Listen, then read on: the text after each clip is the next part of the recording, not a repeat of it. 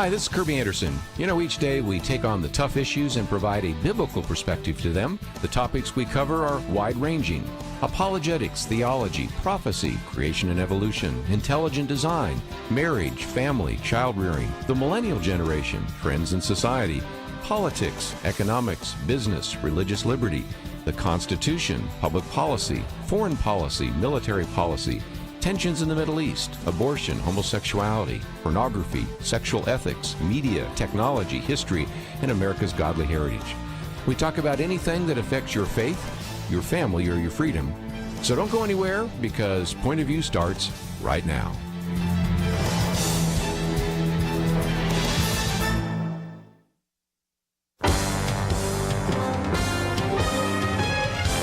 Across America, live. This is Point of View.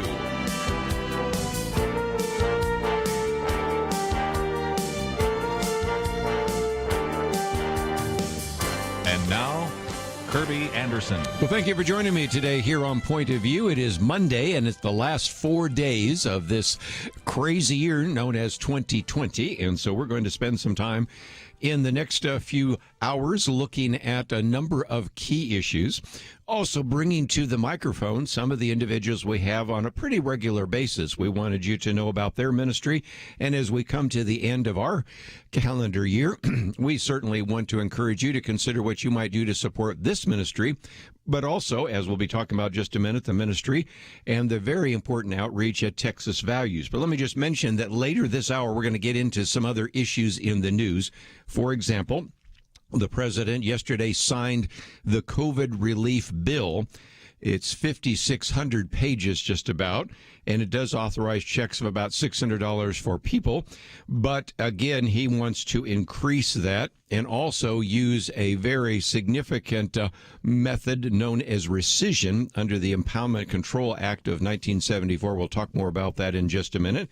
And of course, on Christmas Day, what looked like might have even been a terrorist attack. Turns out that this was an individual by the name of Anthony Quinn Warner, who I guess just decided to go out in a blaze of glory, killed himself, could have killed a number of other people, but actually spent some time declaring that this area must be evacuated, and even playing on the speakers downtown from Petula Clark in 1964. What was that all about? And, we'll get into all those details later.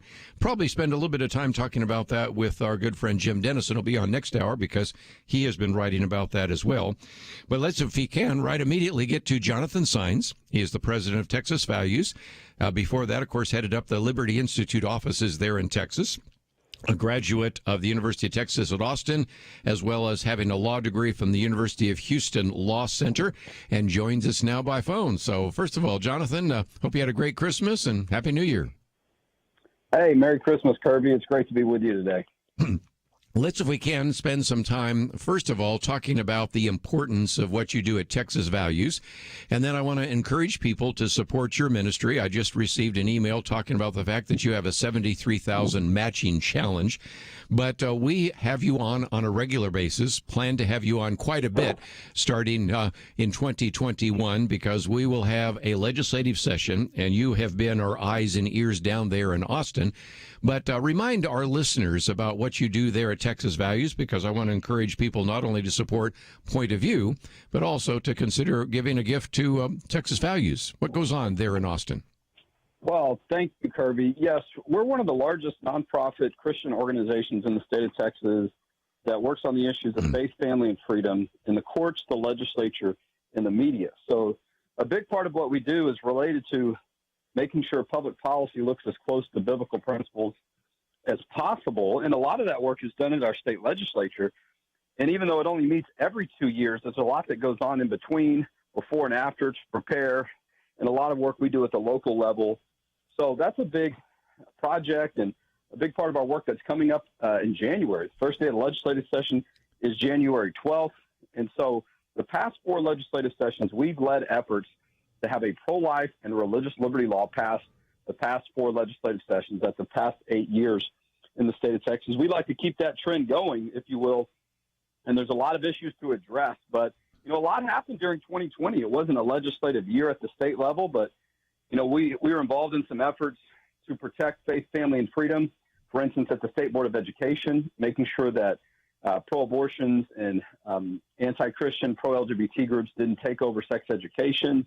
We won that battle at the State Board of Education in November. We helped Mansfield push back against a policy like that as well, locally in the Dallas-Fort Worth area. And then a variety of work we did over the year to protect churches, to make sure that they knew what was going on with these local COVID protocols and some out-of-control local government officials that wanted to put them in jail if they had services. So a variety of different things that we did over this year that we think added value to the state of Texas. And, just a couple of reasons people might consider when they think about making that end-of-year donation. Let's also talk about those churches because, we sometimes have Matt Krause here, and just the other day we had Tan Parker, and of course we have Candy Noble and Jeff Leach and Angela Paxton, all sorts of them. But many of them are concerned that maybe these emergency rules that say when we have a major emergency, we give and defer maybe too much information, too much authority to governors and to mayors and things like that. I'm sensing that there may be legislation to hopefully protect churches so that in Texas we don't have to go through some of the lawsuits we talked about with Kelly Shackelford in places like Kentucky and New York and California.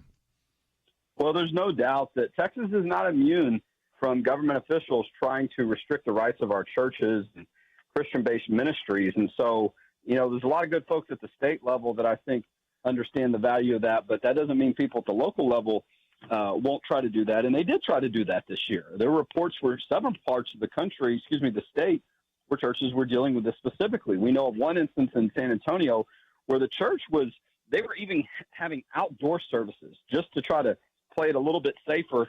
And still they had law enforcement circling their property, I guess, to make sure that, the cars were 6 feet apart or whatever nonsense was going on that made them think that they needed to. And really it feels like intimidation. When you're at church on Sunday and there's law enforcement circling your church, that's not the environment that makes people feel like they're in Texas or America. And that's not what what the First Amendment is about. It's about freedom. It's not about empowering the government to restrict your freedom. And so, look, that's a big project and a big priority of ours to make sure it's clear in state law that churches are essential. So we've already been working with lawmakers on drafting this type of legislation. It's going to be one of the key things that we work on this upcoming legislative session. And we've been doing it throughout the year. I mean, the case isn't hard to make because a lot of people felt these type of restrictions and this threat of it firsthand. And unfortunately, a lot of churches decide not to exercise their rights because of fear of having to end up in court. And that's a real fear. We understand that. What they do best is not fight lawsuits. We do that type of work, and so do some of our other friends.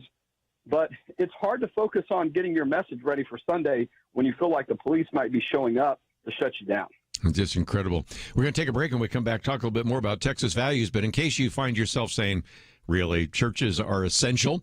First of all, I think they are. Second of all, I think the Bible teaches it. But number 3, we mentioned last week a very significant survey that was done, and it was where they were asking individuals, are their mental health better this year than it was last year or worse than it was last year? And without exception, almost every American interviewed said that their mental health and their mental outlook was lower than it was the previous year, with one exception. And it was those who attend church on a regular basis. And so if you were just looking at that, even if you don't have any religious convictions at all, and say, what would be the best particular program, the best particular venue by which we could at least give people a positive mental outlook, that would be the churches, those things that some of these individuals wanted to close down. So when we come back, we're going to talk about Texas values and what they do in terms of protecting faith, family, and freedom. As we go to a break, let me mention that we do have an opportunity for you to give to this ministry. There's a banner.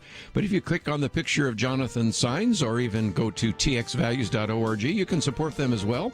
And we see them as one of our partners. So we'll continue our conversation with him right after this.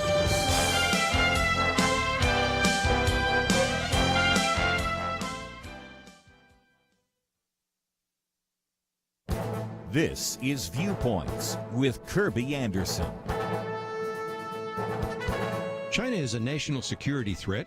That is the conclusion of the Director of National Intelligence. John Ratcliffe begins his assessment by reminding us that he has access to more intelligence than any member of the U.S. government other than the president.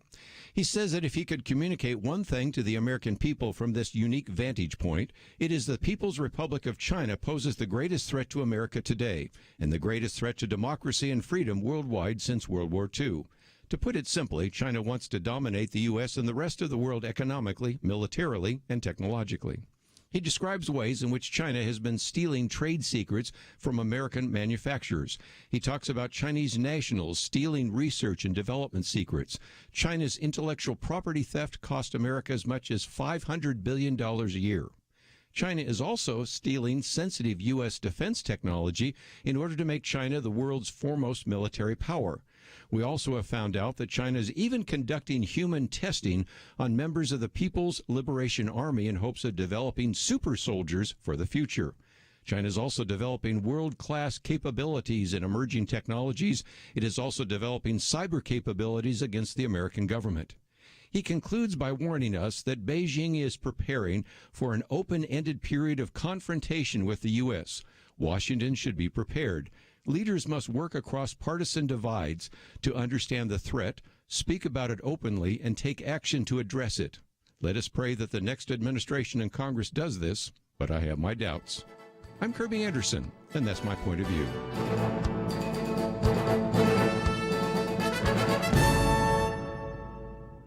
Go deeper on topics like you just heard by visiting pointofview.net. That's pointofview.net.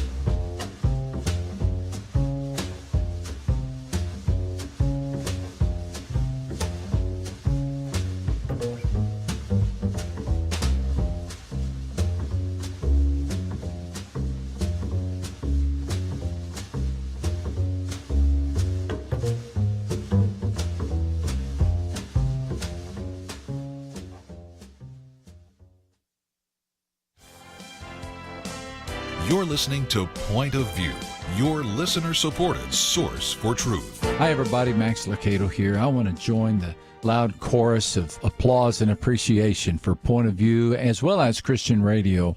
The unique voice of this powerful ministry over the airwaves is absolutely essential in this day and age. And so I stand with those of you who support and encourage this powerful ministry. I thank Kerby and for the faithful friend that he's been to me all these many years. May God bless this ministry. Let's stay behind it.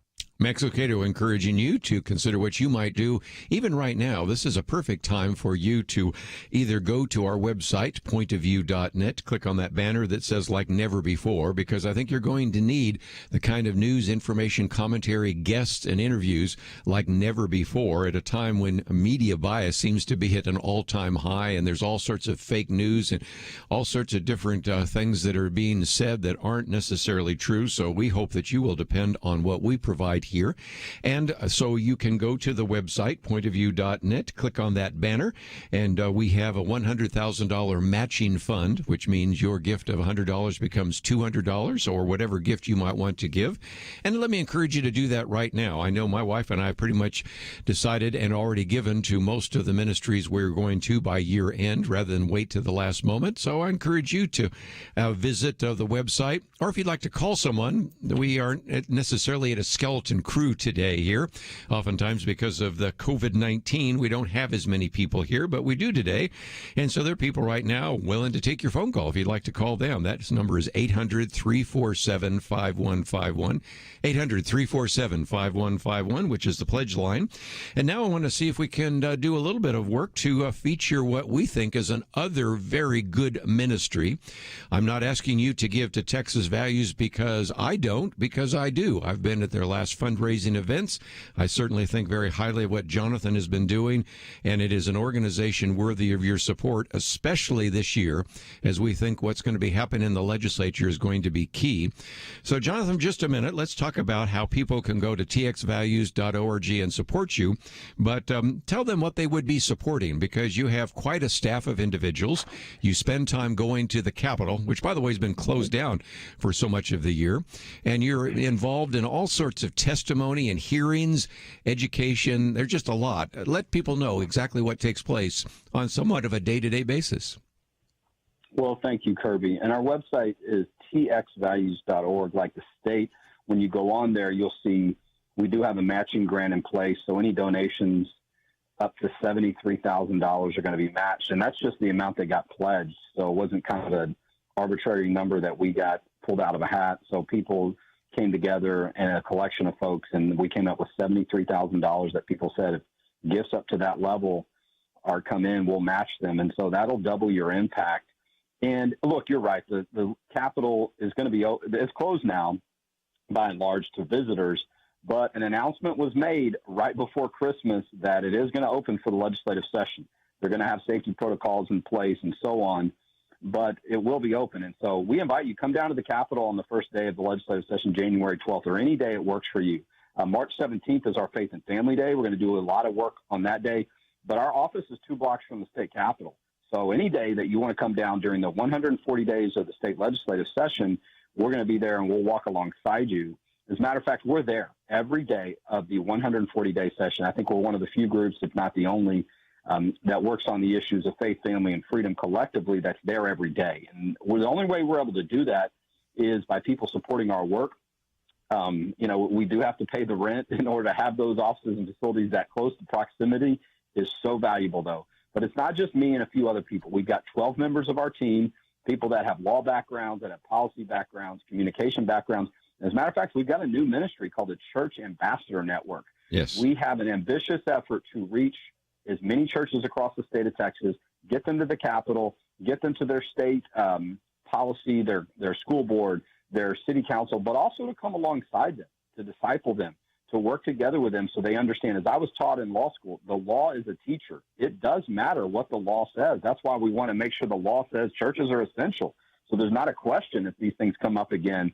But, earlier this year, we walked alongside pro-life centers as well. I mean, these are pregnancy centers that were providing essential needs. They didn't know what their rights were when all the pandemic rules started coming down and some local governments tried to shut down Christian ministries. We made it clear to them that they were essential. They legally could operate. They are able to save lives. And in addition to that, we went into court and alongside the state when Planned Parenthood wanted to stay open, and we helped win that lawsuit, which related to 2 weeks during the height of the pandemic earlier this year, where a lot of healthcare facilities that weren't essential were shut down. Abortions are not essential. Taking of human life is not essential. So they should not have been open during that time. And they weren't for about 2 weeks. And we estimate about 2,000 babies were saved from abortion during that time period.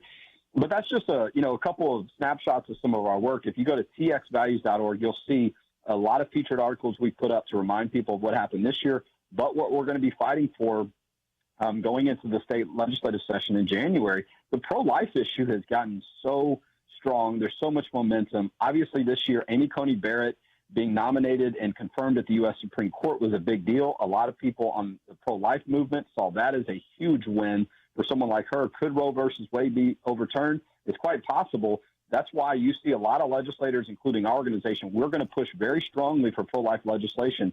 A lot of people are saying, look, if a baby's heartbeat can be detected, that's a life. Shouldn't it be protected? We say yes, and those are some of the things we'll be working on going forward. But txvalues.org, we're a 501c3 nonprofit organization, so you can make a tax-deductible donation to us today at txvalues.org. A lot of T's there.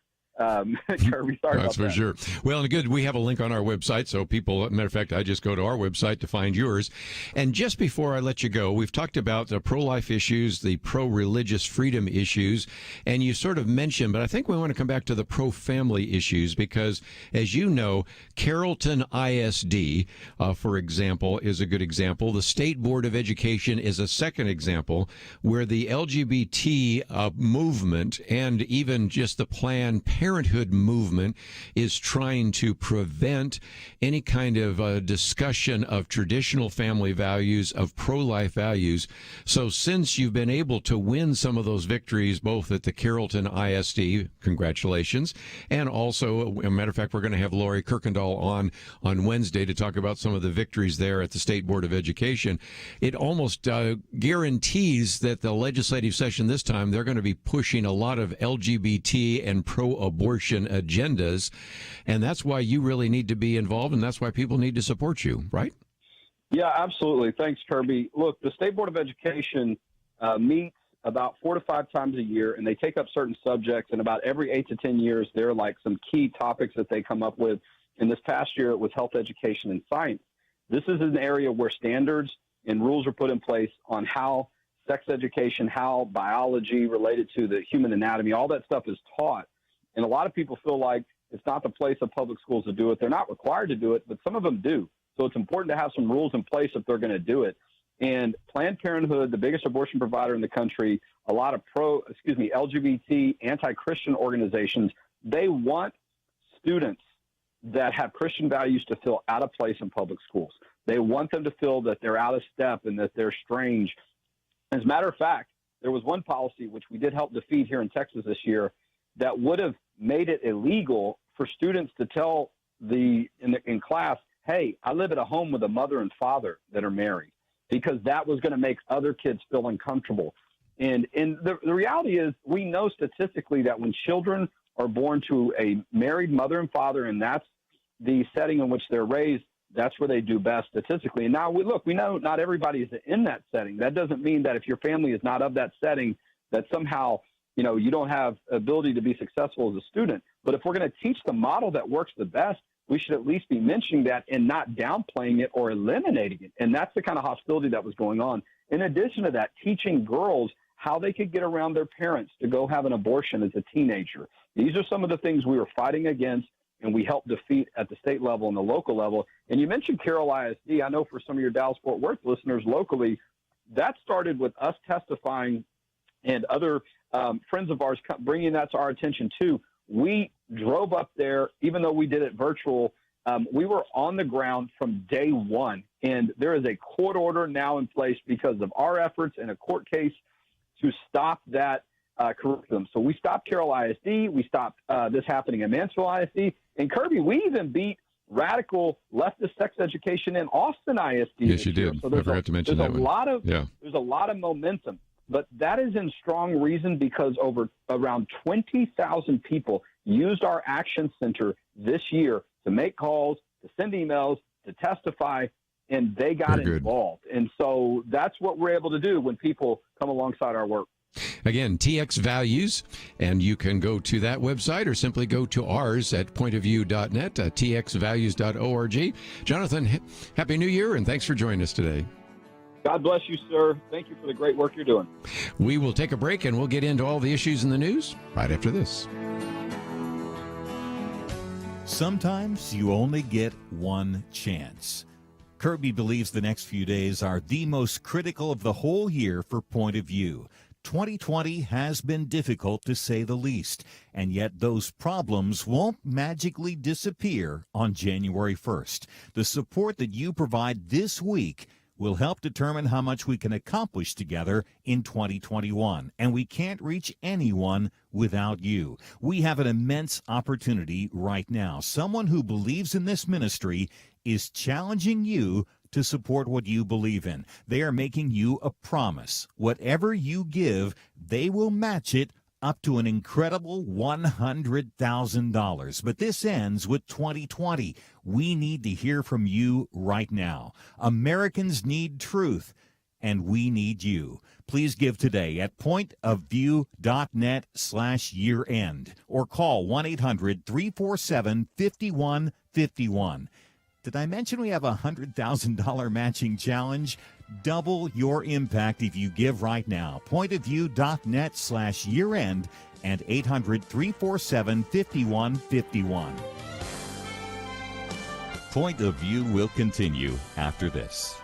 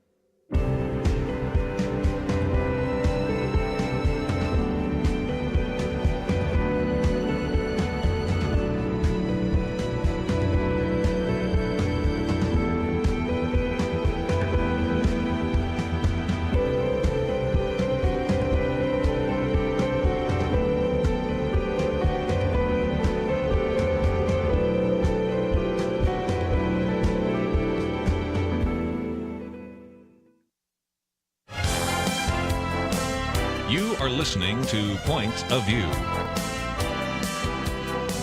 The opinions expressed on Point of View do not necessarily reflect the views of the management or staff of this station. And now, here again is Kerby Anderson. In the edition here, A Point of View, and Jonathan Saenz was with us. And now let's see if we can get into some of the issues in the news.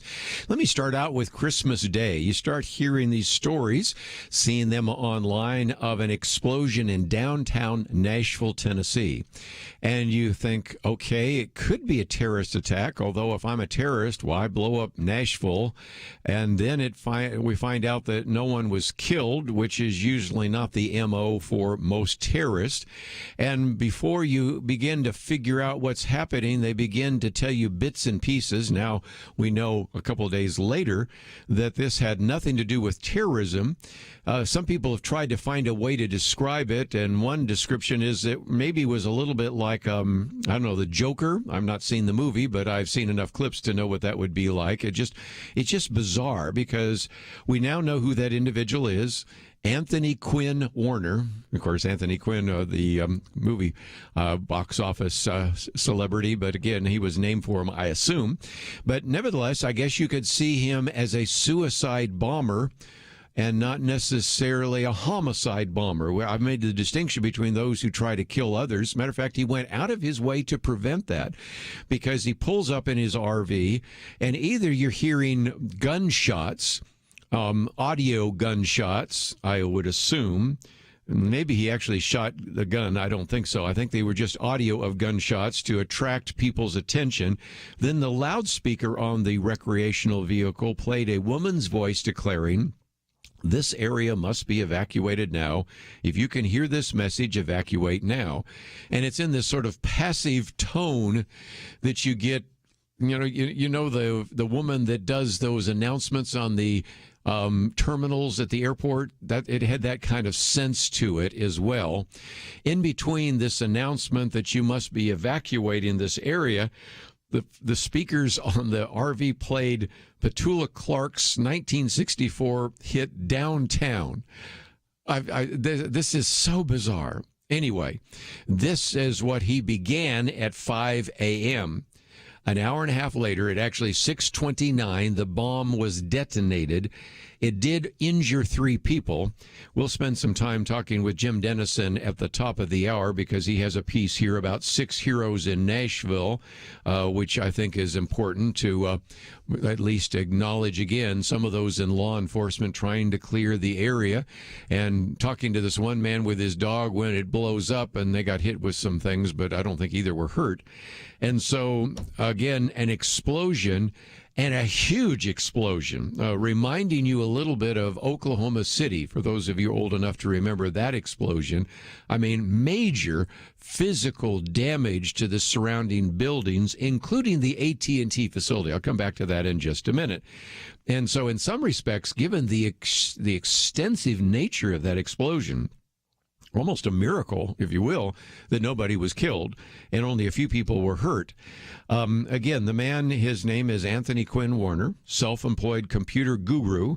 He died in the explosion, which we suspected because they couldn't find him, and it was his vehicle, and this was confirmed later with DNA testing. So that was very quick. The FBI and law enforcement have no other suspects. It seems like, almost like we sometimes talk about suicide by cop, or just a suicide to go out in a blaze of glory. But let me come back to that AT&T building, because it's not clear whether or not he deliberately attacked it or targeted it. Could have been 5G. We've heard about that. Some people said AT&T may have been tied into Dominion software. These are all theories that don't seem to be true, but you never know. That's what we don't know at this hour, so we won't know. But certainly by hitting that area, it's possible, at least, that the communications company was a target. And again, although he worked really hard not to actually seemingly kill anybody, who knows whether somebody had been working in the building, but it did cause extensive damage to phone and internet coverage in the area. It caused blackouts of 911 centers in surrounding counties. So, first of all, people did not have service. They were not necessarily able to use 911. So, if you knock out 911 service, you do, in some respects, put lives at risk. An ambulance might not get there in time. If somebody suffered a heart attack, there's a car accident, fire department doesn't make it to a blaze. So, whatever happened, it was a bizarre set of incidents. We don't know anymore, but I thought I'd at least mention that and put some of that in context. Yesterday, Donald Trump decided to actually sign the COVID-19 relief bill. As you well know, he has been very critical of the fact, I think rightly so, of the fact that these stimulus checks were very small, and more importantly, also concerned about the fact that there's just a tremendous amount of money and waste going to things that have nothing to do with the coronavirus or the pandemic. But as we all know, this is the way Congress does this. They know that most of these particular issues, most of these funding targets for many cases of overseas countries would never pass if there was an up or down vote on them. And so they see this particular must-pass piece of legislation as a must-pass Christmas tree, and so they want to stick as many of these funding ornaments on it to get it passed. Now, there were some reasons why the president needed to sign it. First of all, we've waited long enough to give the benefits to individuals who needed them, although I think a paltry $600 is not going to help too many people. But there were some other issues, and that is federal unemployment benefits were actually expired on Saturday. Some of the protections for individuals who have not paid their rent or are going to be foreclosed on their house or those kinds of things needed to be passed. So there were some reasons to do this, but let me at least quote from the president. I have actually the Office of Press Secretary, the statement from the president, and said, as president, I have told Congress that I want far less wasteful spending, for sure, and more money going to the American people in the form of $2,000 checks for adult, $600 per child. As president, I'm demanding many rescissions. Maybe next hour I'll talk a little bit more about rescissions, what those are. Under the Impoundment Control Act of 1974, the act provides that whenever the president determines that all or part of any budget authority will not be required to carry out the full objectives or scope of programs for which it is provided, or that such budget authority should be rescinded for fiscal policy, then the termination of projects that has budget authority, the president shall transmit to both houses of Congress a special message describing the amount to be reserved. And this, without going into a lot of detail right now, was something that was passed under Richard Nixon. Richard Nixon, at that time, had an individual by the name of Howard Phillips, by the way, a man who was a great friend of Marlon Maddox and of this program, who said, just because Congress passed this money, Mr. President, doesn't mean you have to spend this money. So what they began to do under the Nixon administration is, even though Congress would pass all sorts of largesse, they would just impound the funds. Well, the Supreme Court, not liking Richard Nixon and not really concerned about balancing budgets, said this was illegal for the president to do that.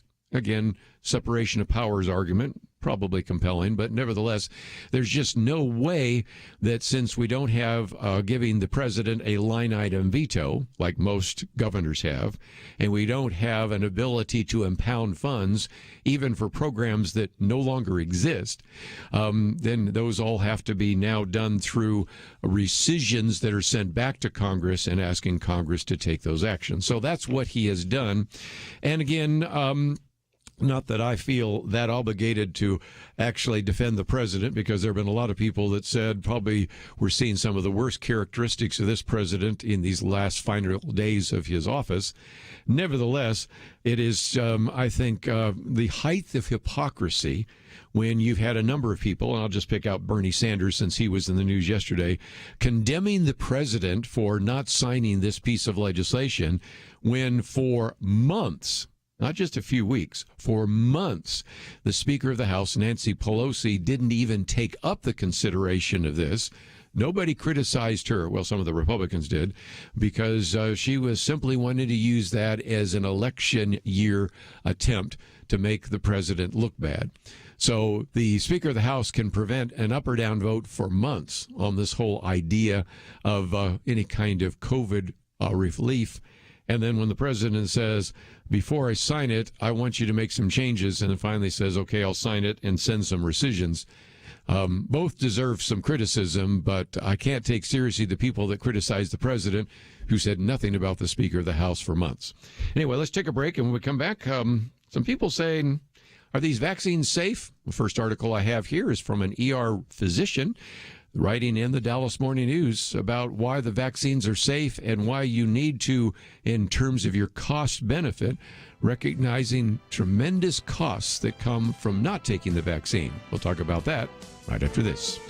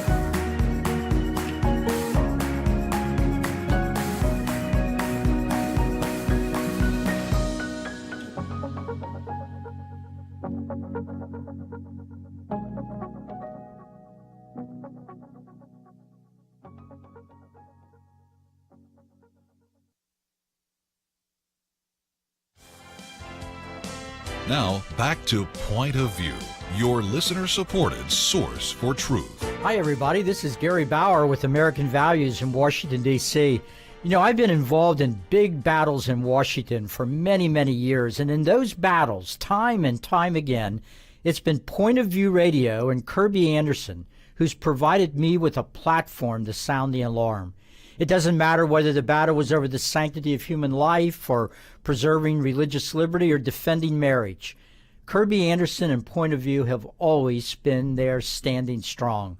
That's why today I'm asking you to join me in giving the most generous contribution you can to Point of View Radio. You know, Point of View and Kerby don't get big subsidies from Washington, D.C. like some liberals do. They depend on generous donors like you. who believe in family, faith, and freedom. Gary Bauer, a good friend. He's going to be on with us tomorrow. We're also going to feature him because we think it is important for you to support that ministry. But right now he's talking about supporting Point of View.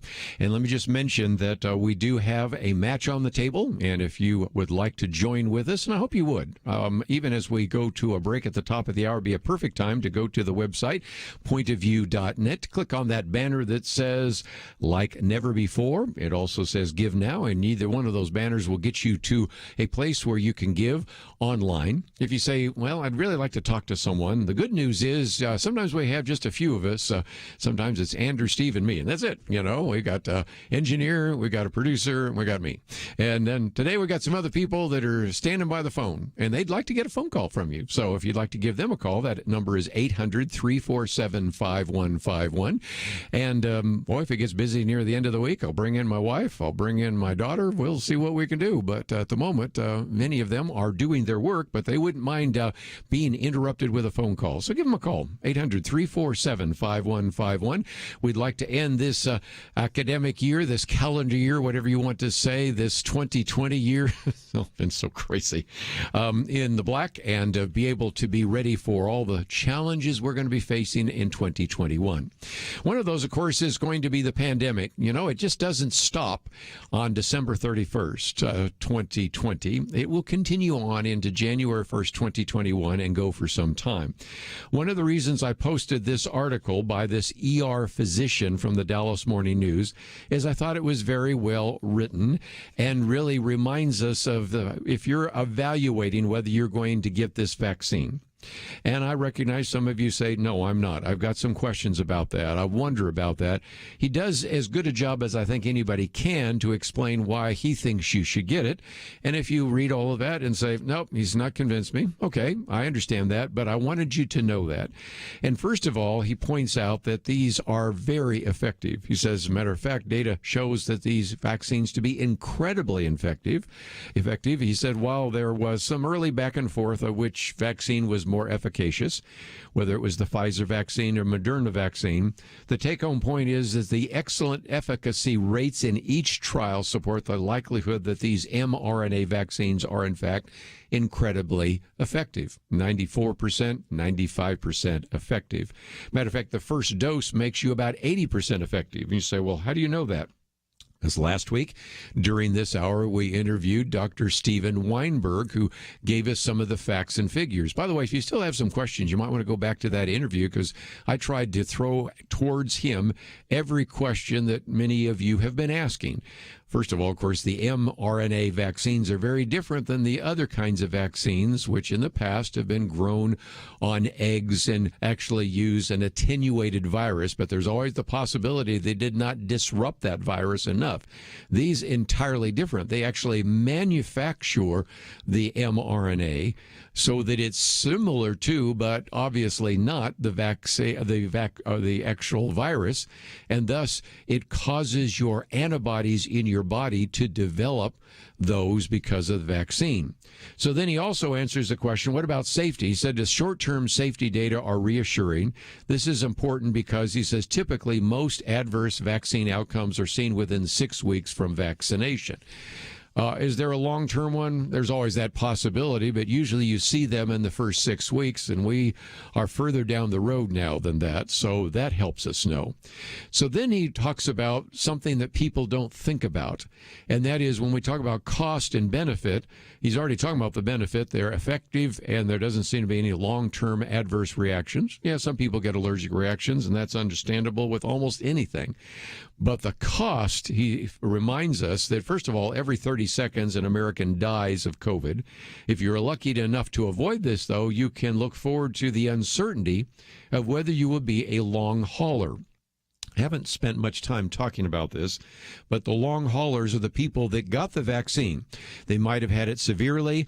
They might have just had it almost asymptomatically. And in some surveys, they've estimated anywhere from 50% to a high of 80% of patients continue to have symptoms 3 months post-infection. Now, he says we cannot project and predict who will have this trajectory. He says in a study of 100 Germans with COVID-19, of whom the vast majority had only mild to moderate symptoms, 78% of those had abnormal cardiac MRIs 2 or 3 months post-infection. 60% had evidence of ongoing inflammation of the heart. And he says this should frighten everyone because it indicates that even in people who had mild or no symptoms, there is a risk of organ inflammation. And so in some respects, when you see an abnormal MRI of the heart, you can see that this could lead to all sorts of other issues as well. And so in some respects, he takes you through kind of a little bit of an evaluation of the cost and benefit. And the cost is becoming larger than we might have anticipated. And even people that find themselves necessarily saying, I had it, but it wasn't any big deal, might later go, there were some secondary effects that I didn't know about. Finally, while we talk about the vaccine, and I'll get into my second article about lockdowns in the next hour, I did want to mention the fact that Dr. Anthony Fauci, who, of course, has been part of the Wuhan coronavirus task force, has now admitted that he has kind of moved the goalpost. That's a line, actually, that comes from another particular article that it was in the New York Times. Because if you've paid attention, and some of us have, Dr. Fauci used to say that we need about 60 to 70% of individuals that have resistance, either natural resistance or a vaccine resistance, so that we get into the phrase I always hate, herd immunity. Then you started about a month ago hearing him start talking about more like 70 to 75%. Last week in an interview with CNBC, he said 75, then 80, then 85, and then mostly he kind of came back to about 75 to 80%. At the rate he's going, he's going to be at 90%. And so finally, in a telephone interview, Dr. Fauci acknowledged that he had been slowly but deliberately moving the goalpost. He was doing this partly on the basis of science, but mostly on the gut feeling of what the country was ready to hear about what he really thinks.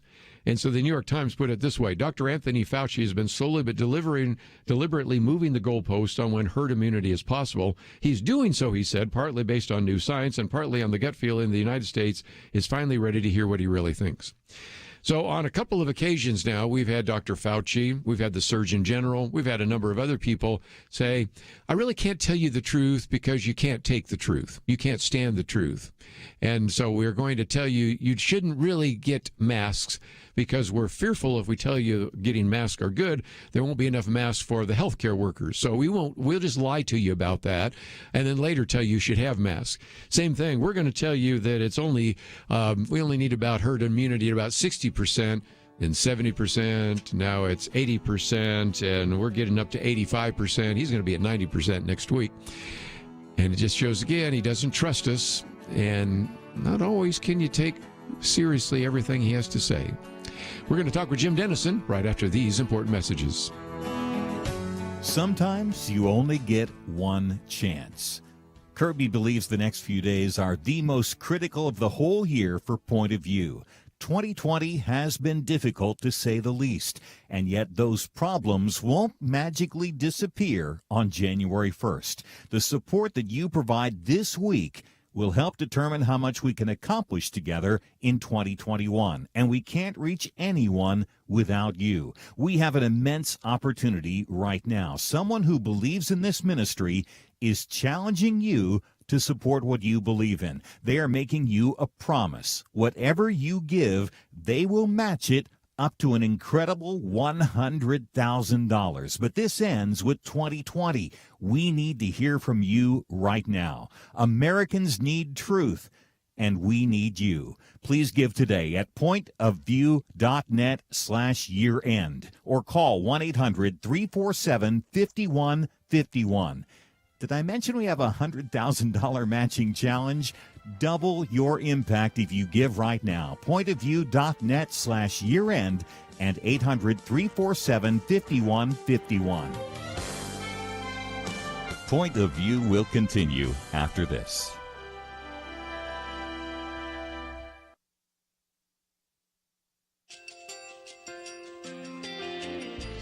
I I just want to thank you so much for all the wonderful programming you have. You're just absolutely fantastic. I recently started listening to Point of View, and I really found it interesting because of the different subjects you cover. Thank you for that. I really appreciate everything that you do in keeping us informed. Thank you, Kerby, for everything that you have been doing. I appreciate all the work that you're doing, advocating for the Word of God. Thank you so much.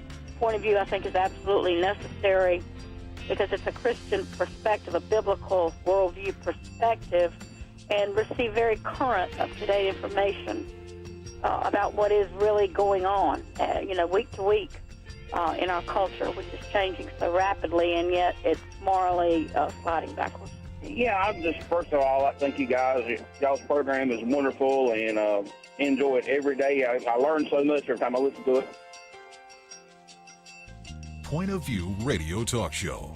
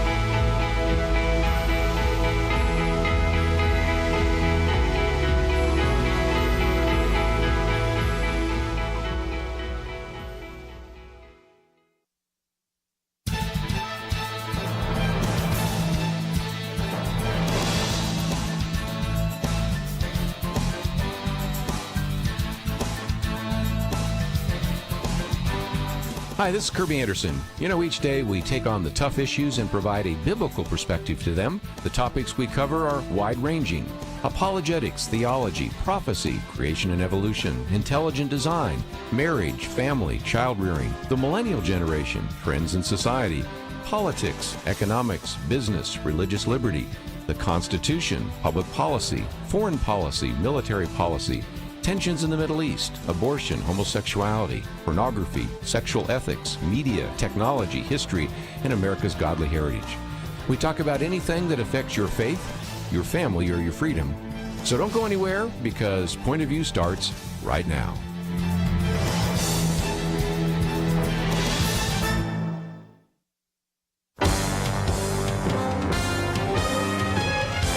Across America, live. This is Point of View.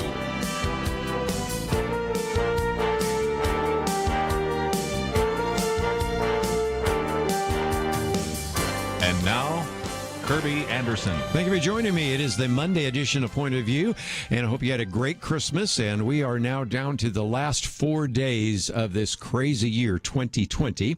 One of the things we want to do over these next couple of days is not only remind you of the fact that as we come to year end, we need your financial support.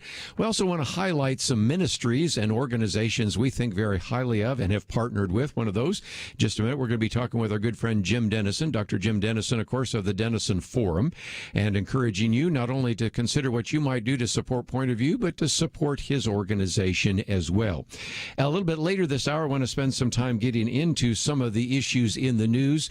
Of course, on Christmas Day, you had this explosion in Nashville, Tennessee, and I might spend a little bit of time talking with Jim Denison about that, because his lead article today and the daily article, 6 Heroes in Nashville, and this is where a man we now know as Anthony Quinn Warner blew himself up, but before he did so, on a loudspeaker on his recreational vehicle, played a woman's voice declaring this area must be evacuated, played some audio of gunshots, also played Petula Clark's song Downtown from 1960. What's this all about? We'll get into that in just a minute. And so that was one of the things that we will spend some time talking about. Also, a little bit later, we will get into more detail on the fact that the president yesterday did decide to sign the COVID-19 relief bill. It is nearly 5,600 pages. Nobody has really read it. It only authorized a paltry $600 for people earning up to $75,000. And the president, first of all, thinks that's too little. More importantly, is very upset and concerned, as I think we are around this table, about all the wasteful spending there as well, and so decided to sign it, but demanded rescissions under the Impoundment Control Act of 1974. That was actually implemented during the Nixon administration. We'll explain more about that in just a little bit later this hour. And so, if nothing else, I wanted you to consider what you might do to support not only this ministry, but a very good ministry, Denison Forum. Not asking you to do something I don't do, and I think very highly of that. Dr. Jim Denison, of course, has been on the program with us many times before as an individual that holds both a Master's of Divinity and a PhD from Southwestern Baptist Theological Seminary, teaches at various seminaries, of course, was a pastor in churches both in Texas and Georgia, and joins us now by phone. So, Jim Denison, I hope you had a great Christmas and Happy New Year. Kerby, so glad to hear you today, my friend. Merry Christmas, Happy New Year to you as well. Great to be back on with you.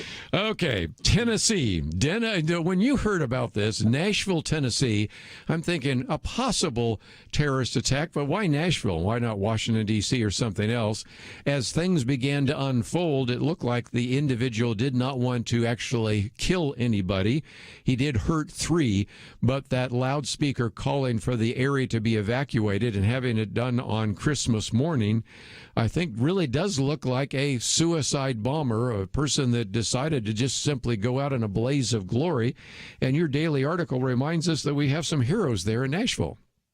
We absolutely do. And that's the good news in the midst of all the bad news. I was just like you, Kerby. When I first saw the news on Christmas morning of all mornings, I'm thinking, why on all days? But then my next thought was, well, why not Christmas? Jesus came on Christmas for people just like you and me, for all sinners of all kinds, in the midst of a fallen world. That's why he came. If we weren't a fallen world, Jesus would not have had to take on fallen flesh and be born in order to die for us. And so in that sense, I guess it made a little sense. But yeah, as you look at this, when this, and those that have followed the story would know that when this loudspeaker is playing this warning that this bomb is going to explode, these 6 Nashville police officers go door to door in this immediate area, clearing inhabitants from apartments and saving untold lives, risking their lives to save these other lives. The explosion was so severe that it damaged 41 different premises and buildings in the area. Clearly, these policemen could have been killed had they not vacated the area when they did. But they literally risked their lives to save others. And I thought that's such an example of the Christmas grace of Jesus, who came to die that we might live. Well, again, just a great story there. And again, you go on to talk about everything changes when we see the face of God. And you quote from some of the individuals like you that we've had on the program before, like Max Lucado and others, because I think I'll just quote the Max Lucado one in your article here. Everything changes when we see the face of God. He came with tears too. He knows the burden of a broken heart. He knows the sorrow life can bring. He could have come as a shining light or a voice in the clouds, but he came as a person. And in some respects, that brings us back to the craziest year that I think any of us have ever seen, the year of 2020. It has certainly given you a lot to write about, and you and me a lot to talk about. It's really been 5 years in one, hasn't it? You start out, of course, with 1974 and the impeachment. Then you go to 1918 with the pandemic. And then you go to maybe 2009, hopefully not, eventually 1929 with the recession. Then you think about what happened with racial riots and conflict, and that gets you over to perhaps 1969. And all of that in the midst of a presidential election. And all of that in one calendar year. It really has been a year unlike any in memory. Even if you go back to 1918, and of course no one hearing us would remember that, even if they're old enough to have been alive at that point in time, you didn't have everything else we said in that same context. And it really is an unprecedented year. But again, it just shows us that our Father knows where we are and knows what we're going through and is relevant to us even in these unprecedented years. We can know that his unprecedented love is sufficient to sustain us. What's so interesting is a lot of people say, well, I want to see 2020 in the rearview mirror, but there's nothing magical that changes when we move from December 31st to January 1st. As a matter of fact, since you've lived in Georgia, let's go to, for example, January 5th. You have 2 U.S. Senate elections in Georgia. Now, I can remember back when we occasionally had to have a U.S. Senate runoff race, and hardly anybody paid attention. We would talk about it on Point of View, but it was just sort of perfunctory. It wasn't even a big deal, but we recognize that Senate race will determine, those 2 Senate races will determine the direction of the U.S. Senate, maybe the country. The day after, January 6th, you then have the certification of the Electoral College votes. Now, again, that's usually been so routine and hardly controversial, but again, not necessarily the case. So whether it's 2020 or 2021, we just have a lot of turmoil, don't we? Don't we, though? And then we look at COVID, and we think in 2021 that will be behind us, and hopefully it will. They're saying that by the summer there will be enough vaccines to be available to everybody, but will that get us to herd immunity? The vaccine or the virus continues to mutate. So far, the vaccine is still effective against it, but who knows on the other side of that? Kirby, I read an article the other day that really stopped me in my tracks, and it's epidemiologists looking for what they call disease X. It would be a virus which is as transmittable as this virus, the SARS-CoV-2 virus, but as lethal as Ebola, with 60 to 90% mortality. That's what they're afraid could be out there someday, and that's what they're trying to prepare for right now. I don't want to frighten anybody, but we're all mortal people, aren't we? That's right. When we come back, we'll talk a little bit about the virus, about the vaccines, and, of course, Dr. Jim Denison, just a regular bluebird of happiness today. You're talking about these difficult issues, but again, an expert on medical ethics. Want to get some of his thoughts about that as well. And most importantly, as we go to a break, just an opportunity for you to click on our website, pointofview.net, or go to his, denisonforum.org. We'll talk about how you can support both of those ministries right after this.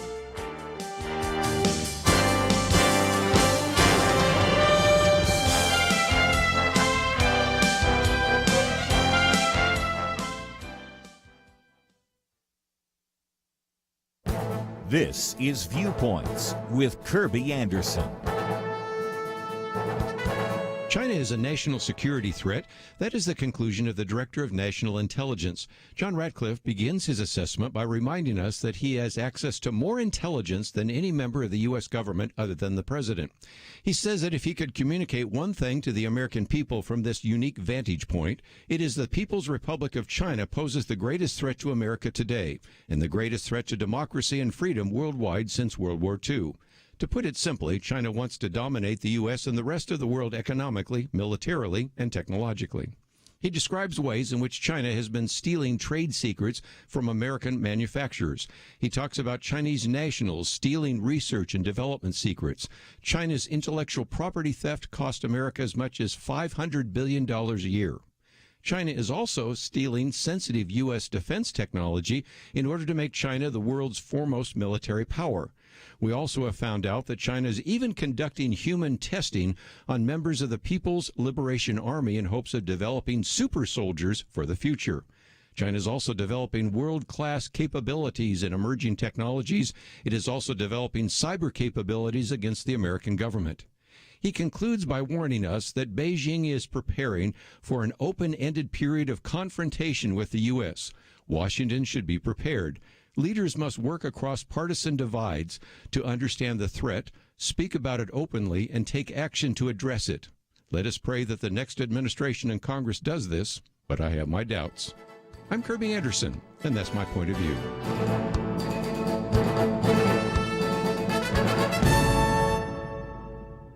Go deeper on topics like you just heard by visiting pointofview.net. That's pointofview.net.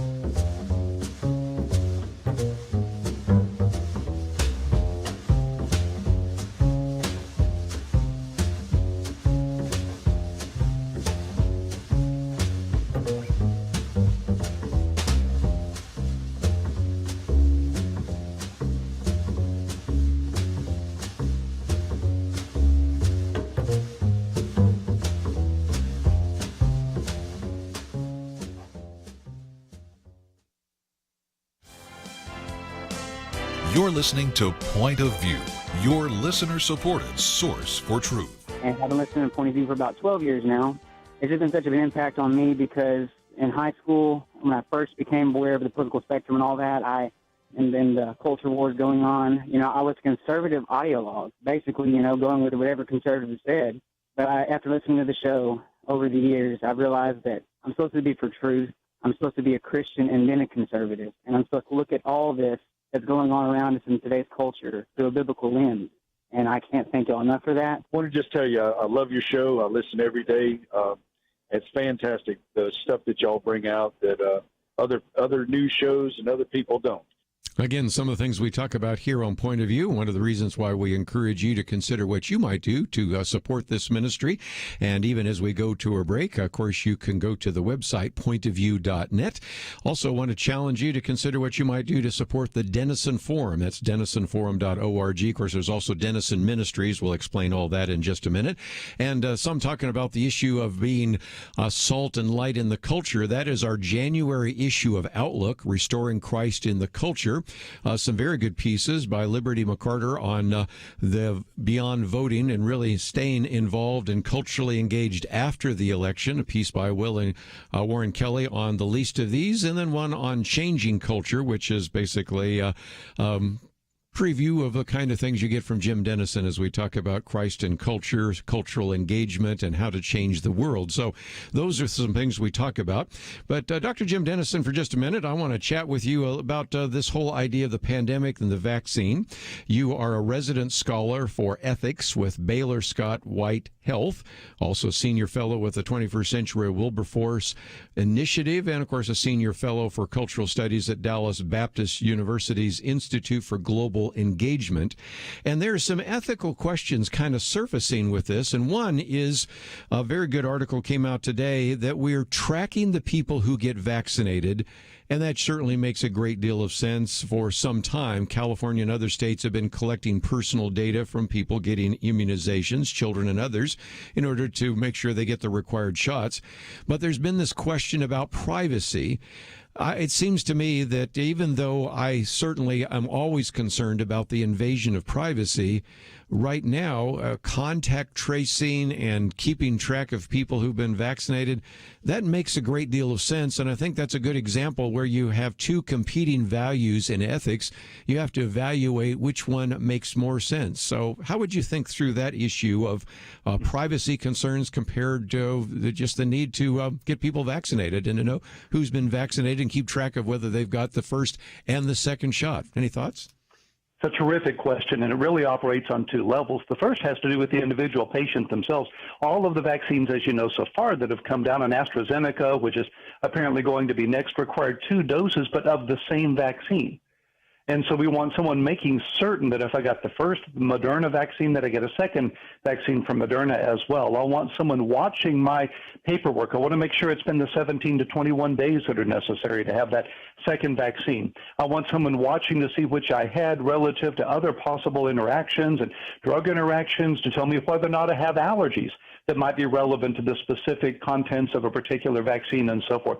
And so I want someone monitoring with my larger medical records, having access to those records and helping me keep up with this for my sake as an individual, just as a patient. I recognize that there are privacy concerns here, but that's true of any medical treatment. Anything that requires more than over-the-counter treatment requires somebody that has access to these data records and in a way that can help me be the most successful patient I can be. Then the second level is the contact tracing, as you say, that will enable us to know who has been infected and touched others that could perhaps then themselves be infected. That is vital until we get to herd immunity. And we don't know what that is. 75% is a good guess as a round number, but herd immunity depends on the specific virus and what it's doing at that season of the year, because that depends on seasonal and whether you're northern or southern hemisphere, all of that. So all that to say, I'm not aware of any invasion of privacy that's more unusual in this regard than is the case with any other medications. It's the simple way that we practice medicine today for our sake and for the sake of the larger culture as well.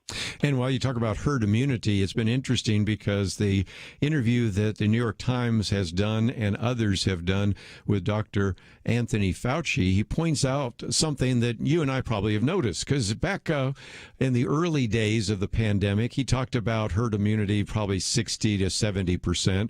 About a month ago, he started talking about 70 to 75%. Last week on CNBC News, he said 75, 80, 85%. Right, we're going. He's going to be up at 90%. And so it's interesting. In a telephone interview, he acknowledged that he'd actually been slowly but deliberately adding the percentages. And so this article in the New York Times says, quote, Dr. Anthony Fauci has been slowly but deliberately moving the goalpost on when herd immunity is possible. He's doing so, he said, partly based on the new science and partly on his gut feeling that the United States is finally ready to hear what he really thinks.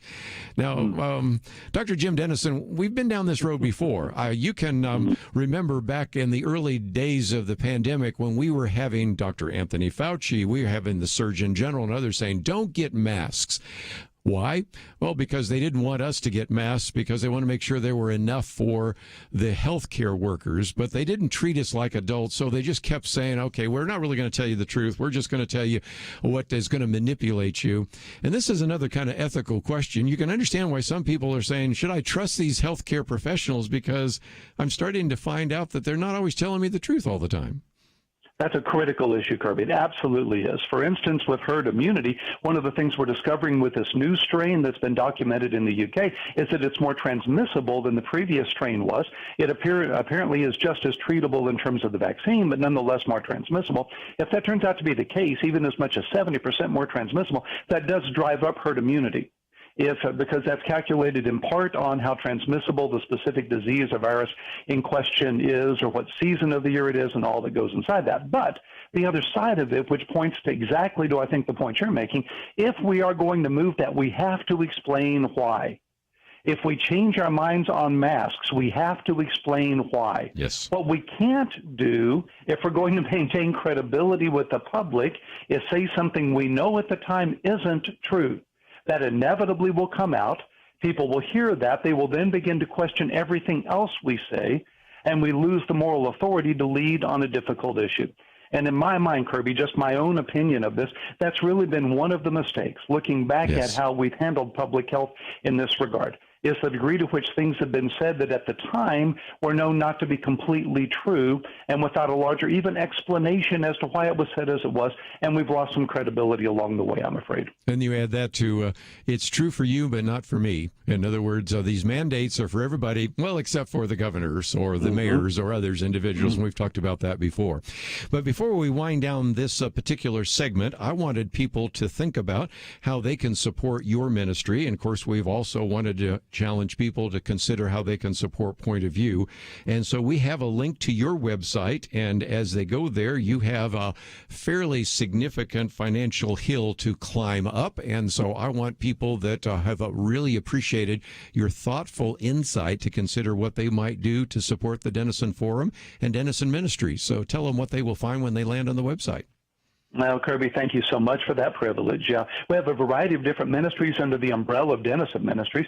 What I do, Denison Forum specifically, focuses on discerning the news differently. Every single day, an email that goes out to about 300,000 subscribers, about 2 million in its total audience, trying to help people think biblically about cultural issues in those kind of digital contexts. Then we also have ministries that provide devotional resources, parenting resources, Bible study resources, and leadership resources. It's all completely given away. All the digital resources are, and because we're a donor-based ministry. And that's why giving it in your end is so critical to allow us to continue to share God's word with the world in the kind of effectiveness that digital resources allow today. But let me hasten to say that what we're doing is so similar to what you're doing in the radio and print context. And so I would want to take this opportunity to urge those who are hearing us today and those that are familiar with your ministry, Kerby, to be praying about a sacrificial gift and way of supporting what you're doing. You didn't ask me to say that, but I really want those who are hearing us today to hear me say that I believe completely in who you are and what you do. I'm so grateful for your mind and your heart and the integrity of your ministry. And I would urge those hearing us to pray about a sacrificial way of partnering with you as together we take the word of God to the world that so desperately needs the grace of Jesus. Let me again encourage you to go to our website. There's a way in which you can, of course, give to our ministry, and we have a match on the table, $100,000 matching fund. I'm sure it's going to be increased, and we certainly need to hear from you today, even as we go to a break. Of course, you can give us a call, 800-347-5151. But let me also encourage you to click on that picture of Jim Denison, or you can find all sorts of other links to his website. I would encourage you to sign up for the daily article if you're not receiving it, and to send a gift his way as well, because we benefit from him. Jim Denison, Happy New Year. Great to have you on the program today. Kerby, Happy New Year to you and yours as well. God bless. When we come back, we're going to talk about a little bit more on the virus and the lockdown, and then we'll get into some other political issues right after this. Sometimes you only get one chance. Kerby believes the next few days are the most critical of the whole year for Point of View. 2020 has been difficult, to say the least, and yet those problems won't magically disappear on January 1st. The support that you provide this week will help determine how much we can accomplish together in 2021, and we can't reach anyone without you. We have an immense opportunity right now. Someone who believes in this ministry is challenging you to support what you believe in. They are making you a promise. Whatever you give, they will match it up to an incredible $100,000. But this ends with 2020. We need to hear from you right now. Americans need truth, and we need you. Please give today at pointofview.net/year-end or call 1-800-347-5151. Did I mention we have a $100,000 matching challenge? Double your impact if you give right now. pointofview.net/year-end and 800-347-5151. Point of View will continue after this.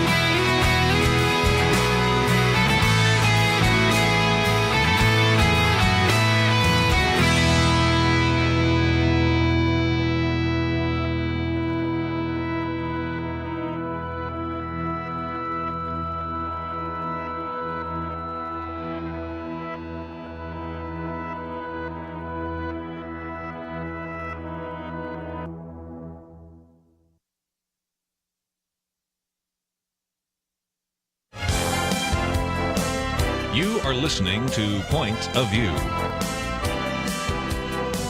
The opinions expressed on Point of View do not necessarily reflect the views of the management or staff of this station.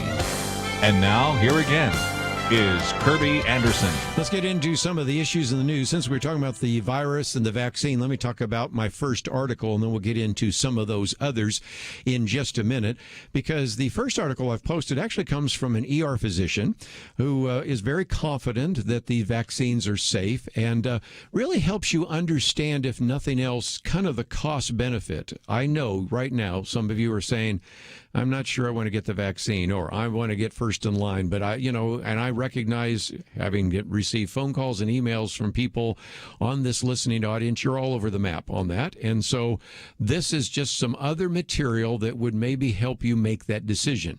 We did an interview recently with Dr. Stephen Weinberg, who has actually been through more pandemics than any other doctor I know. Actually was the head of the Peace Corps medical part of the Peace Corps for a while, worked under the George W. Bush administration, also worked in a number of other venues. But this particular piece reminds us again that these, first of all, the vaccines seem to be very safe.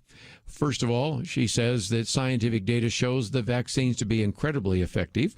While there was early back and forth on which vaccine was more efficacious, the Pfizer or the Moderna vaccine, the take-home point is that the excellent efficacy rates in each trial support the likelihood that these mRNA vaccines are, in fact, incredibly effective. By the way, I've tried to explain before that these are very different kinds of vaccines than the typical ones that oftentimes have used an attenuated virus, which always left open the possibility that they didn't disable enough, you could actually get that virus. These are actually manufactured using mRNA, but you can read about that yourself.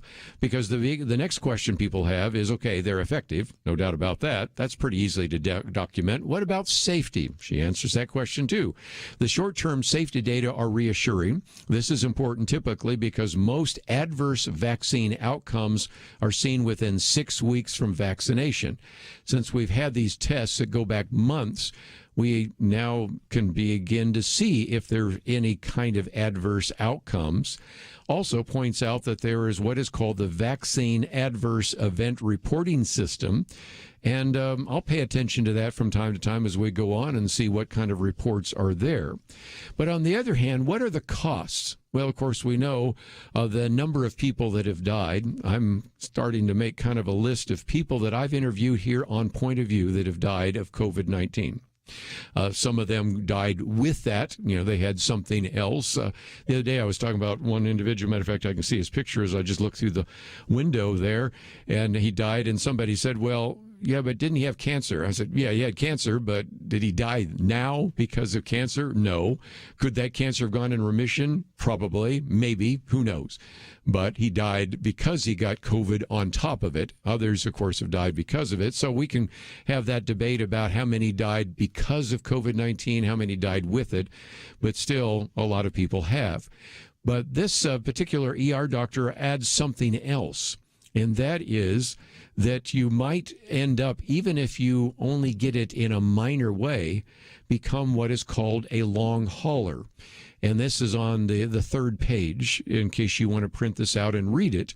We've mentioned it, but I really not gone into those. Those are individuals who continue to have symptoms 3 months post-infection. We'll see how long some of those symptoms exist, but anywhere from 50% to 80% of them still have those symptoms. In one study that she mentions of 100 Germans with COVID-19, whom the vast majority had only mild to moderate symptoms, 78% of the participants had abnormal cardiac MRIs 2 to 3 months post-infection. 60% had evidence of ongoing inflammation of the heart. And she says this should have frightened everyone because it indicates that even in people with mild or no symptoms, there's a risk of organ inflammation. So it's just, again, helping you kind of, as you maybe put on a piece of paper, cost, benefit. Benefits, we know what those are. Cost. It's another one of those costs that people sometimes don't think about. While we're at that, let me now tell you some things that aren't really being covered very well. And the first is, I just mentioned asymptomatic. This new study that has just come out of 300 asymptomatic cases in a study of nearly 10 million found that none were tested positive for COVID-19. Now, the implications of that could be that indeed, if you're asymptomatic, you aren't passing on the virus. Well, that kind of changes the equation, assuming that this particular study, which has 10 million people as part of it, suggests that maybe these lockdowns are even less likely to be seriously considered in light of the fact that if a person is asymptomatic, meaning they don't maybe even know that they have the coronavirus, that they also aren't, though, the ones that are going to be the so-called super spreaders because they didn't know they have it. So interesting study. More needs to take place, but I wanted to mention that as an introduction into my second article, and this one by Fraser Myers, called Lockdown, a Deadly Failed Experiment. You've heard us talk about this before, and there will be a push next year for lockdowns, perhaps like we've never seen before.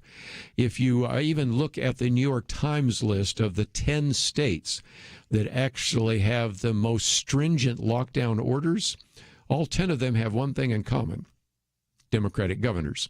And you perhaps now are going to have a Democratic president who, if indeed he becomes the next president, we'll talk about what's going to happen in January in a minute, is going to want to lock down the country.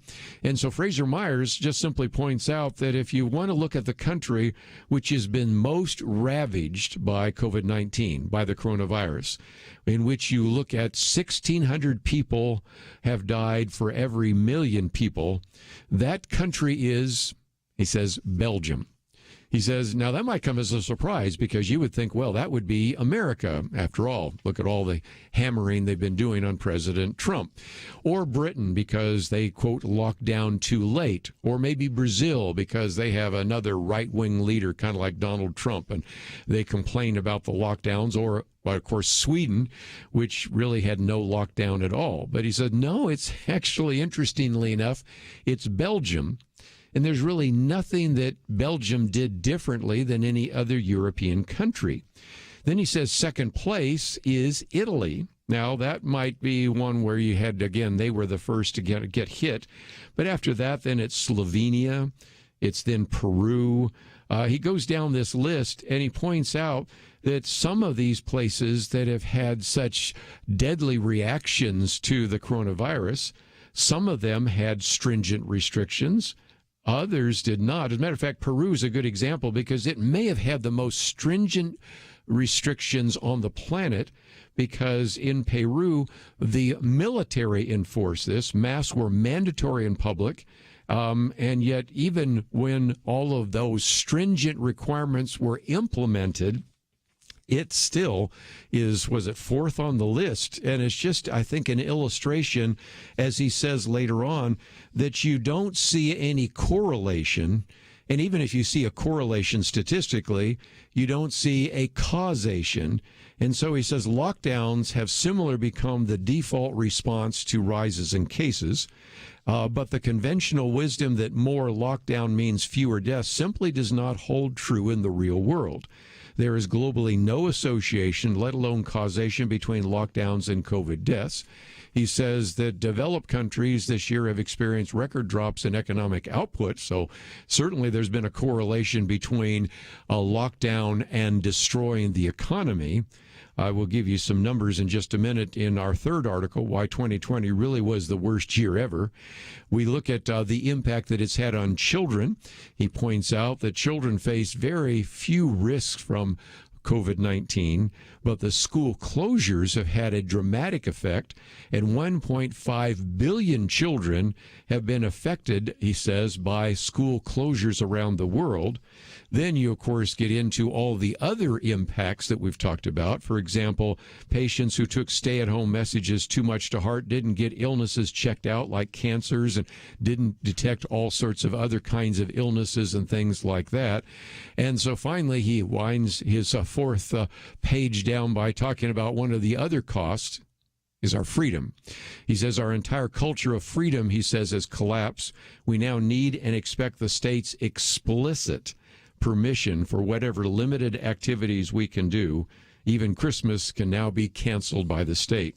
So it reminds us that these lockdowns, when evaluated in light of all the things that have been happening worldwide, certainly do not find this kind of cause and effect, the correlation and the causation that you would expect. And so I wanted to, if nothing else, give you that article as well. One by a physician talking about the safety and effectiveness of the vaccines and helping you kind of think through the cause and effect, the cost and benefit.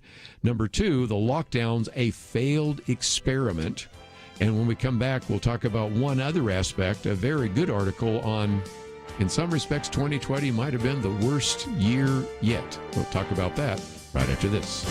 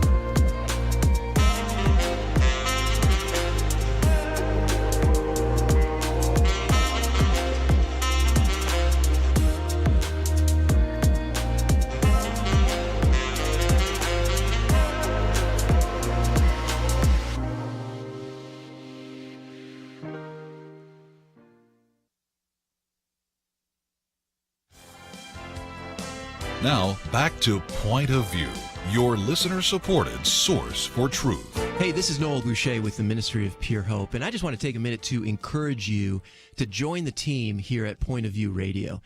Our relationship with Point of View Radio has been a great one over the years, and we're so appreciative of the team here, their hard work, but also their commitment to the truth. And that's what they're doing every day, is speaking truth into lies, into misconceptions, into confusion in our culture. And the ministry is powerful. We have been on the show and been able to see healing over the airwaves as we reach people around the country. And you've probably experienced it if you're listening right now. So I want to encourage you, support Kerby and his leadership, support the whole team here at Point of View Radio, because we are changing the world by speaking truth and pointing people to Jesus, who is the truth. Again, Noel Boucher talking about why I think it is important for you to consider what you might do to support Point of View. And as you call, you might also give us some ideas for future programs. Of course, Noel Boucher's been on here. We've talked about everything from sexual trafficking to the dangers of pornography. I was just talking with somebody this morning that is one of our donors talking about doing a program on Common Core. We've done that in the past, but we'll do that again. We're talking about doing some on everything from media bias. Of course, there's a lot of that. Healthcare policies, student loan debt. I just, the list goes on and on. Not to mention the fact that our most recent booklet that we're sending out to our donors is on socialism, because that emphasis is there. My commentary today is about China.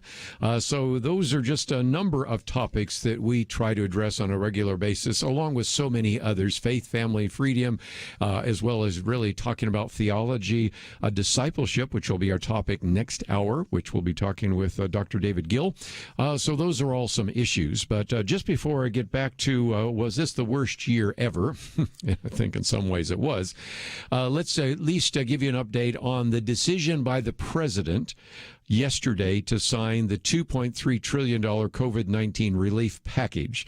It had almost 5,600 pages, was passed by the House and Senate, but it only gave a pittance, $600 for a person earning up to $75,000.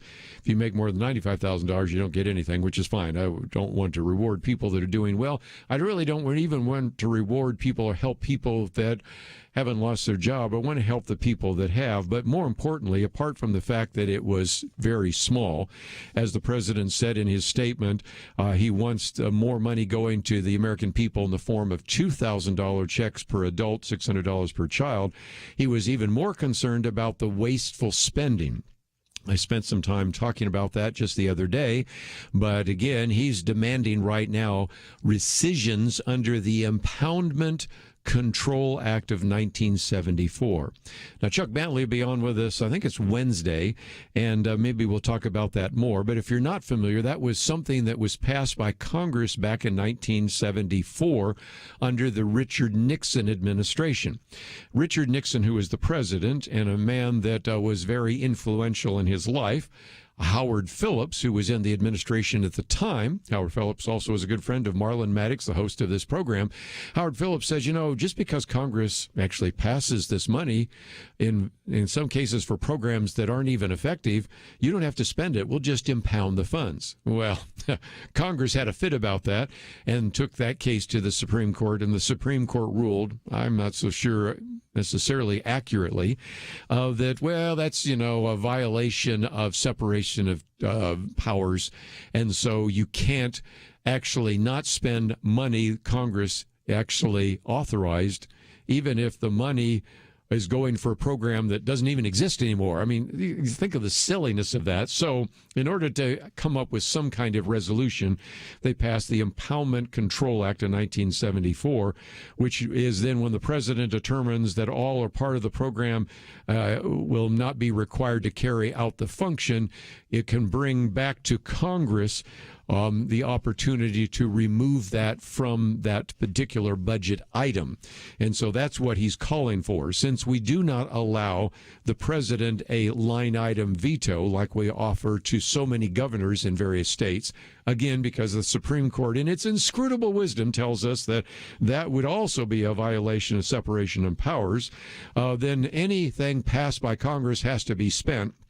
And this Christmas tree, called the COVID-19 relief package, is full of ornaments, funding ornaments, if you will, none of which, if we're given an up or down vote in Congress, would pass, because they make very little sense. But they're all stuck in there because this is seen as a must-pass piece of legislation. That's the way Congress functions, and that's why we have, $25 trillion worth of national debt. We'll talk more about that with Chuck Bentley later in the week. But let me just, before we wind down this hour, talk about the fact that one of the other articles I've posted by Reed Wilson was whether or not 2020 will go into the history books as one of the worst years. And you heard just a few minutes ago Jim Denison saying it's sort of like packing all sorts of other years into this year. The impeachment reminds us of 1974. 1944 or 1998. The pandemic reminds us of 1918. The recession reminds us of 2008. The street riots remind us of 1968. And a contested election reminds us of the year 2000. But he points out that, we have all sorts of people that have died of the coronavirus. But now back to the impact of the lockdowns. He says nearly half of Americans say they have lost income since March, when the Census Bureau began tracking the economic fallout of the pandemic. The impact, he says, has fallen disproportionately on minorities, blacks and Hispanics, and the poor. We talked about that the other day in the piece that I posted by Stephen Moore, and more likely to say that they've lost income than any other group. And so, again, first of all, you can see, especially since so many of those individuals might be in service industries, that simply has disappeared. 1 in 6 restaurants are closed, either permanently or for long term. The unemployment rate has fallen, obviously, from its highs, but still it looks lower than it really is, because that gets into what's called the labor force participation rate. If people have given up looking for jobs, it makes the unemployment rate look lower, but it's really not. And then you have 8 million more Americans have fallen into poverty since March, reversing years-long trend of falling poverty rates, all of which was happening this time last year under the Trump economic policies. Poverty has risen every month since June, according to some reports that have come out. More than 3 million households and 6 million individuals have signed up for SNAP, which is Supplementary Nutritional Assistance Program, which we normally call food stamps. And 27 million people told the Census Bureau interviewers earlier this month that they sometimes or often do not have enough food to eat over the last week. Nearly a quarter of the households that have rent due have not paid this rent this month, the lowest rate all year. And one of the reasons, of course, why passing this COVID-19 relief package would provide some protection. It moves it from the end of December to the end of January. And if that's not enough, violent crime has surged to levels not seen in a quarter of a century. After years of declining crime rates, he says murder rates are at the multi-decade highs in both big and small cities. Big cities like Houston and Chicago, small cities like Tacoma, Washington, Albuquerque, New Mexico. In San Francisco, more people have died of overdoses this year than have died of the coronavirus. And the list goes on, and so we've posted that article for you as well. So as we come to the end of this hour, let me again encourage you to consider what you might do to support this ministry. We certainly depend on your financial support, and as you go to the website, pointofview.net, there's a banner there that says like never before, because I think as we go into 2021, you're going to need Point of View like never before to bring you news, information, commentaries, and interviews that you hear nowhere else. So let me encourage you to go to the website, or if you'd like to give someone a call. Normally we have only 3 people here, but because it's this last week, we have some other people to answer the phone. So you can give them a call at 800-347-5151. Every dollar doubled because we have a match fund on the table. Please give us a call. We'll be right back. Sometimes you only get one chance. Kerby believes the next few days are the most critical of the whole year for Point of View. 2020 has been difficult, to say the least, and yet those problems won't magically disappear on January 1st. The support that you provide this week will help determine how much we can accomplish together in 2021, and we can't reach anyone without you. We have an immense opportunity right now. Someone who believes in this ministry is challenging you to support what you believe in. They are making you a promise. Whatever you give, they will match it up to an incredible $100,000. But this ends with 2020.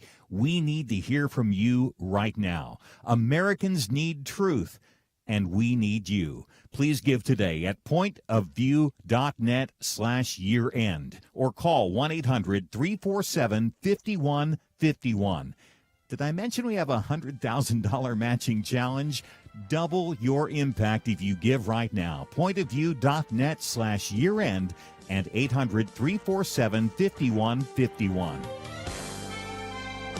Point of View will continue after this.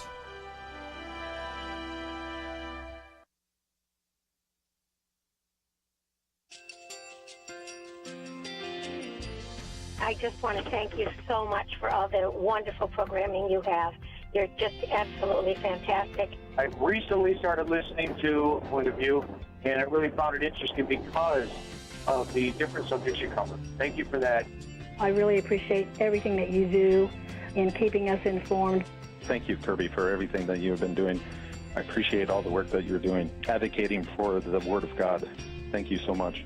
Point of View, I think, is absolutely necessary because it's a Christian perspective, a biblical worldview perspective, and receive very current, up-to-date information about what is really going on, week to week in our culture, which is changing so rapidly, and yet it's morally sliding backwards. Yeah, I'm just, first of all, I thank you guys. Y'all's program is wonderful, and enjoy it every day. I learn so much every time I listen to it. Point of View Radio Talk Show.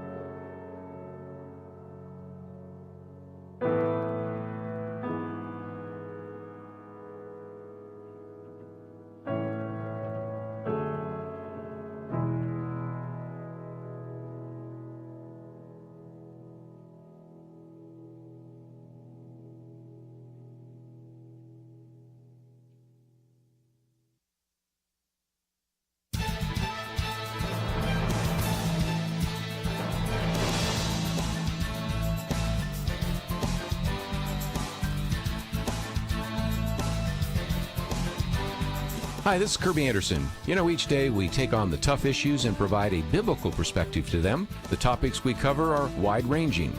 Apologetics, theology, prophecy, creation and evolution, intelligent design, marriage, family, child-rearing, the millennial generation, trends in society, politics, economics, business, religious liberty, the Constitution, public policy, foreign policy, military policy, tensions in the Middle East, abortion, homosexuality, pornography, sexual ethics, media, technology, history, and America's godly heritage. We talk about anything that affects your faith, your family, or your freedom. So don't go anywhere, because Point of View continues right now.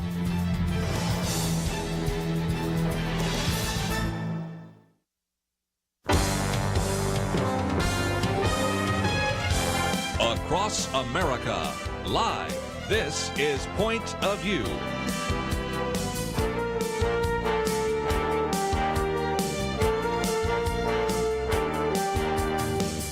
And now, Kerby Anderson. You know, if you think about it, where do you spend most of your time? Well, if you're working, it is at your workplace. And so we're going to be talking about workplace discipleship in large part because it is a topic that we address from time to time. How do we think about our work from a biblical point of view?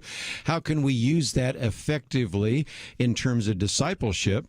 And then you add to it another wrinkle, and that is the pandemic has really made a significant shift to relationships, workplaces, the economy, and much more. So I think you're going to really appreciate this conversation because it applies to those of us that find ourselves going off to work, or now more and more of us that don't necessarily go off to work.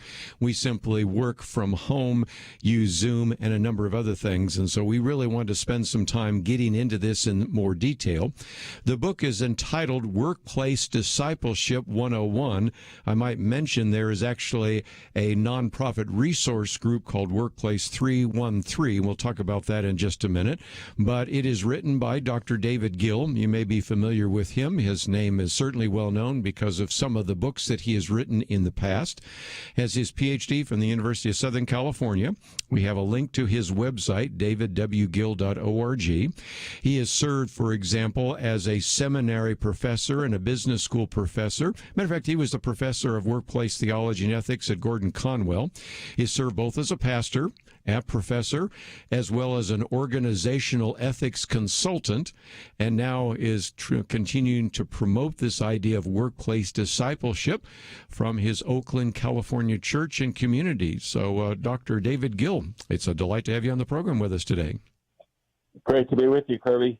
Might just mention this 260-page book is one you may be able to find in your local bookstore, but we have information about it on our website, virtual who's who of people that have endorsed it. And I guess we'll start off with some basics. Early on, you make a distinction between marketplace and workplace. Now, we have done people talking about ministry in the marketplace, but you use the word workplace because you want to broaden that. Explain that if you might. Yeah, well, Kerby, I've been involved for my whole adult life, I guess, since I was an undergraduate at Berkeley back in the 60s, in trying to figure out what does Jesus Christ mean as Lord of my work life, of my studies and then of my work life, not just my church life and my private life and my marriage and all that, which, of course, is, critical. But what does it mean for Jesus to be Lord of my work life? And so, over these years, the last 30 or 40 years, there's been a real boom in a kind of movement, which often is called faith at work. But sometimes it's been called marketplace ministry, and there have been organizations on, marketplace evangelism and ministry. And I'm all for that. I like it all. It's just that when I write about it, when I teach about it, I like to talk about the workplace and not just the marketplace because, the marketplace puts the focus on marketing, on the sale and purchase and exchange of goods, on marketing things, whereas work is more on the production of goods and services. And I think, not all work gets marketed in that sense, that the work of a parent raising a child is not really about marketing. Mm-hmm. So, that's the reason for choosing the broader term workplace. I might just mention that this book is about 260 pages. It's broken into 3 parts: getting ready for our work, so I thought we'd focus some time and attention there; impacting our workplace, and then moving beyond our workplace. And then there are some sections here on a workplace discipleship pledge, some other material. And the way you've written this, I know as we sometimes are getting closer to year's end and starting a new year, people are starting maybe that have small groups or Bible studies or Bible fellowships or maybe even life groups are thinking, maybe we'd like to have something that we could study together. And so at the end of each section, you have a kind of a to-do list, and then you have questions for reflection and discussion. And so in some respects, although an individual can pick up this book and apply it, the way you've written it, it strikes me, David, that really it's almost intended more for group study. But how can people use it?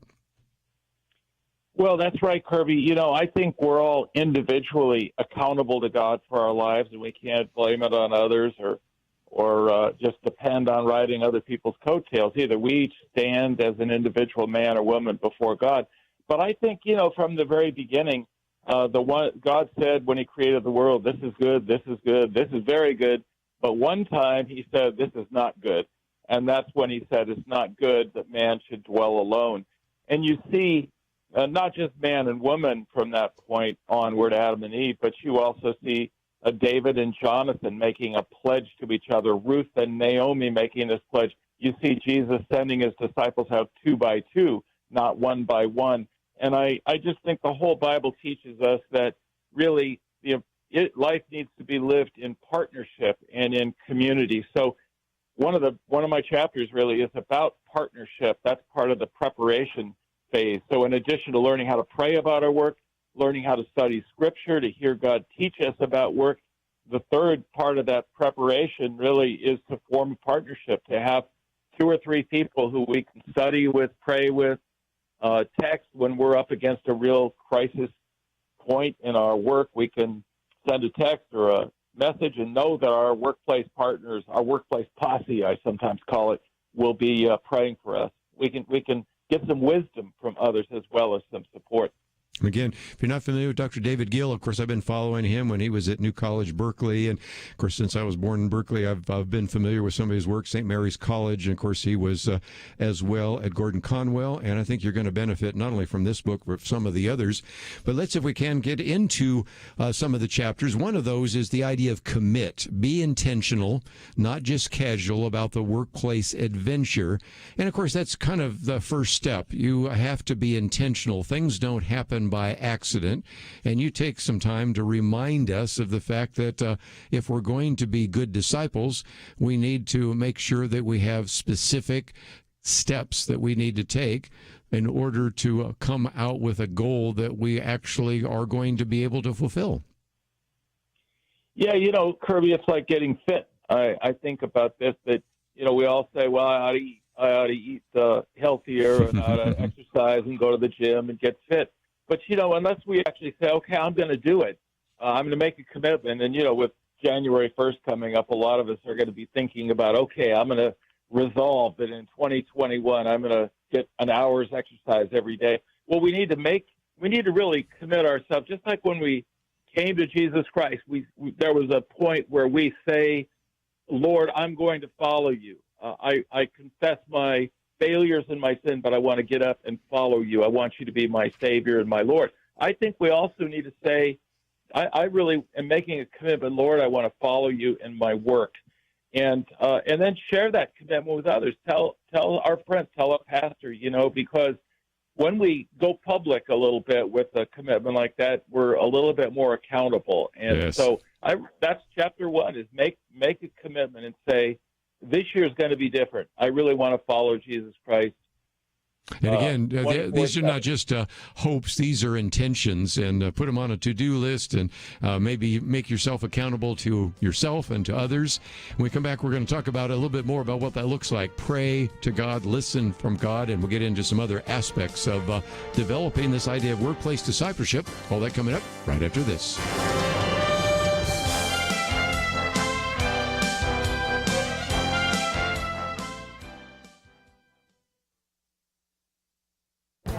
This is Viewpoints with Kerby Anderson. China is a national security threat. That is the conclusion of the Director of National Intelligence. John Ratcliffe begins his assessment by reminding us that he has access to more intelligence than any member of the U.S. government other than the president. He says that if he could communicate one thing to the American people from this unique vantage point, it is the People's Republic of China poses the greatest threat to America today and the greatest threat to democracy and freedom worldwide since World War II. To put it simply, China wants to dominate the U.S. and the rest of the world economically, militarily, and technologically. He describes ways in which China has been stealing trade secrets from American manufacturers. He talks about Chinese nationals stealing research and development secrets. China's intellectual property theft cost America as much as $500 billion a year. China is also stealing sensitive U.S. defense technology in order to make China the world's foremost military power. We also have found out that China is even conducting human testing on members of the People's Liberation Army in hopes of developing super soldiers for the future. China is also developing world-class capabilities in emerging technologies. It is also developing cyber capabilities against the American government.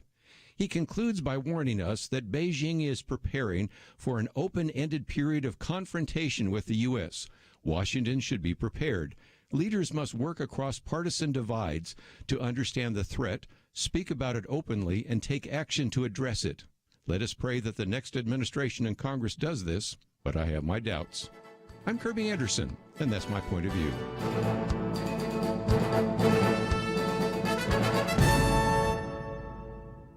Go deeper on topics like you just heard by visiting pointofview.net.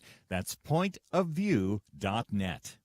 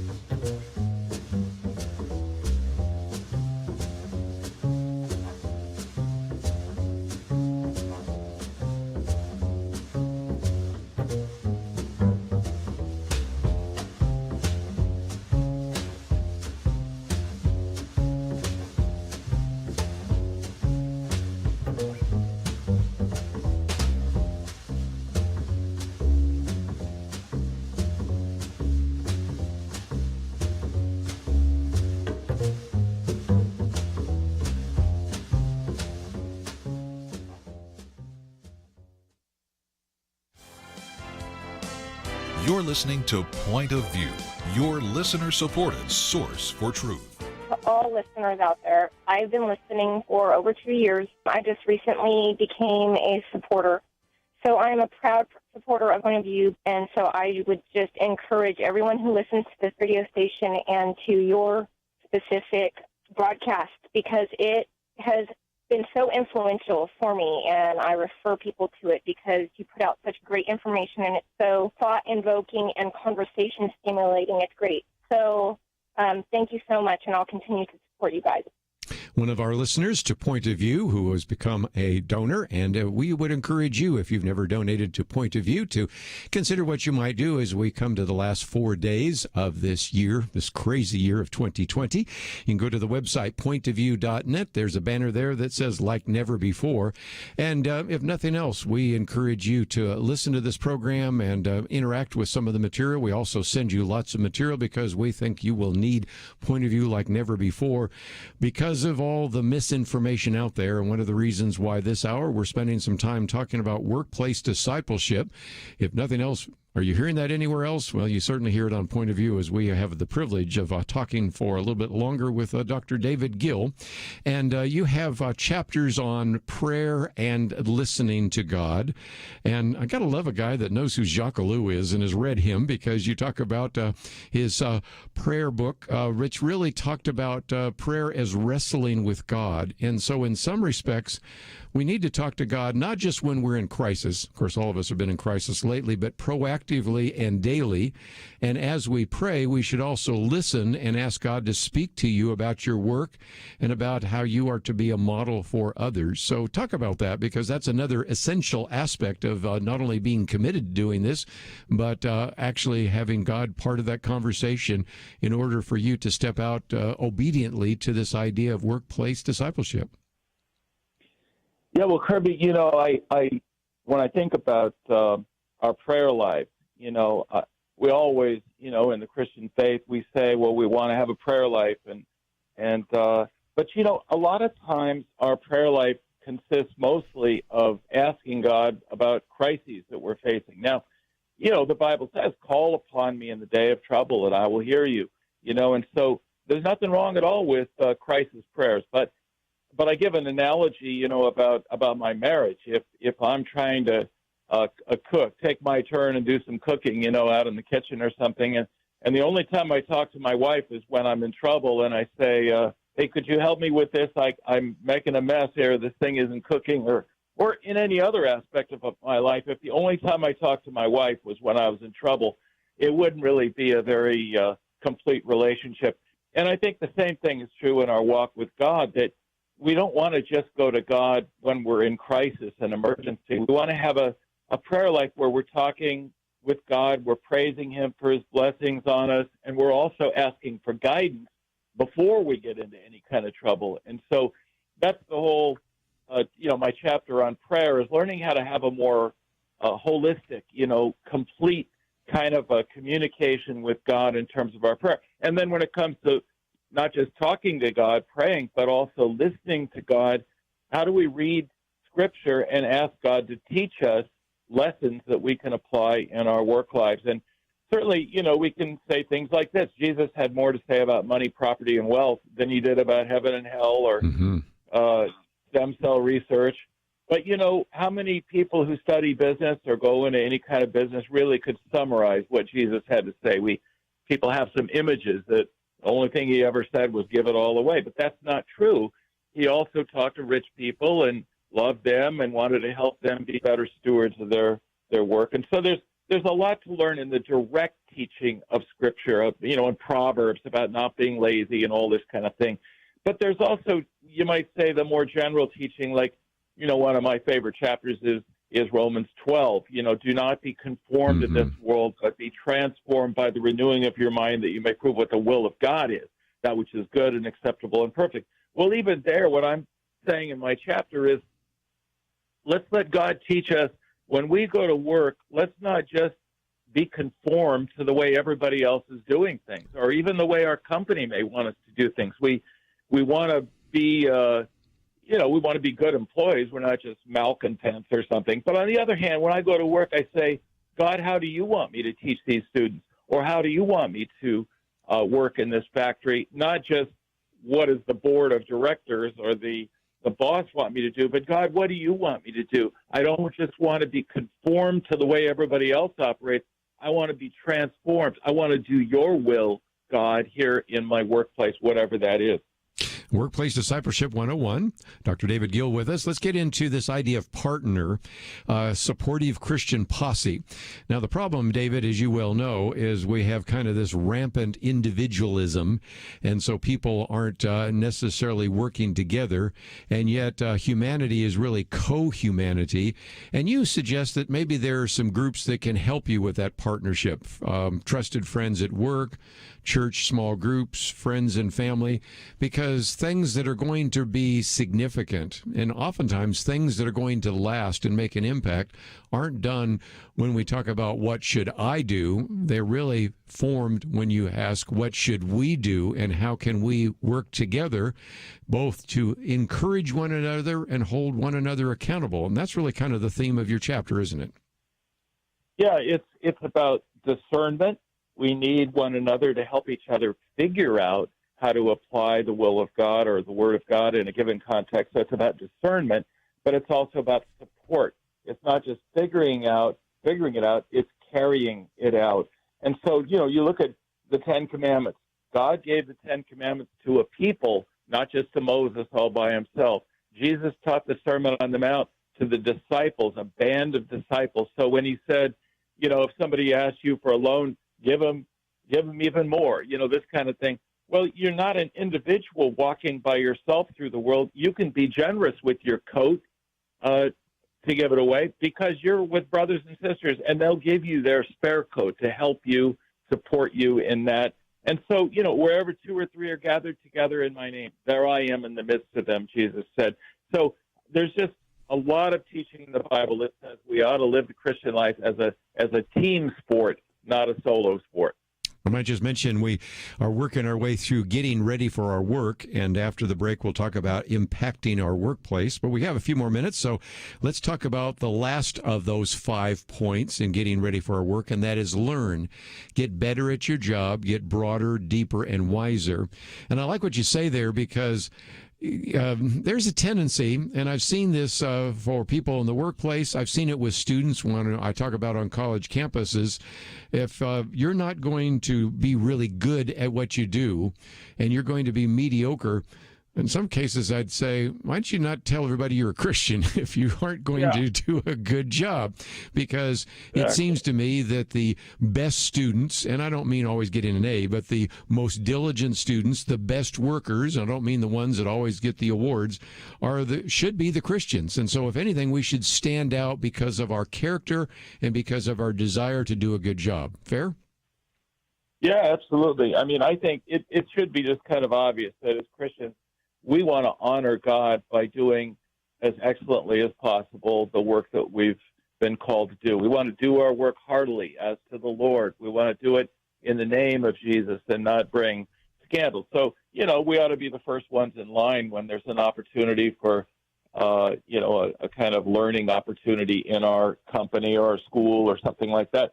But I'm also saying more broadly that we ought to be people who try to get wiser and not just smarter on the detailed technical side of our work, but we also want to bring more wisdom to work.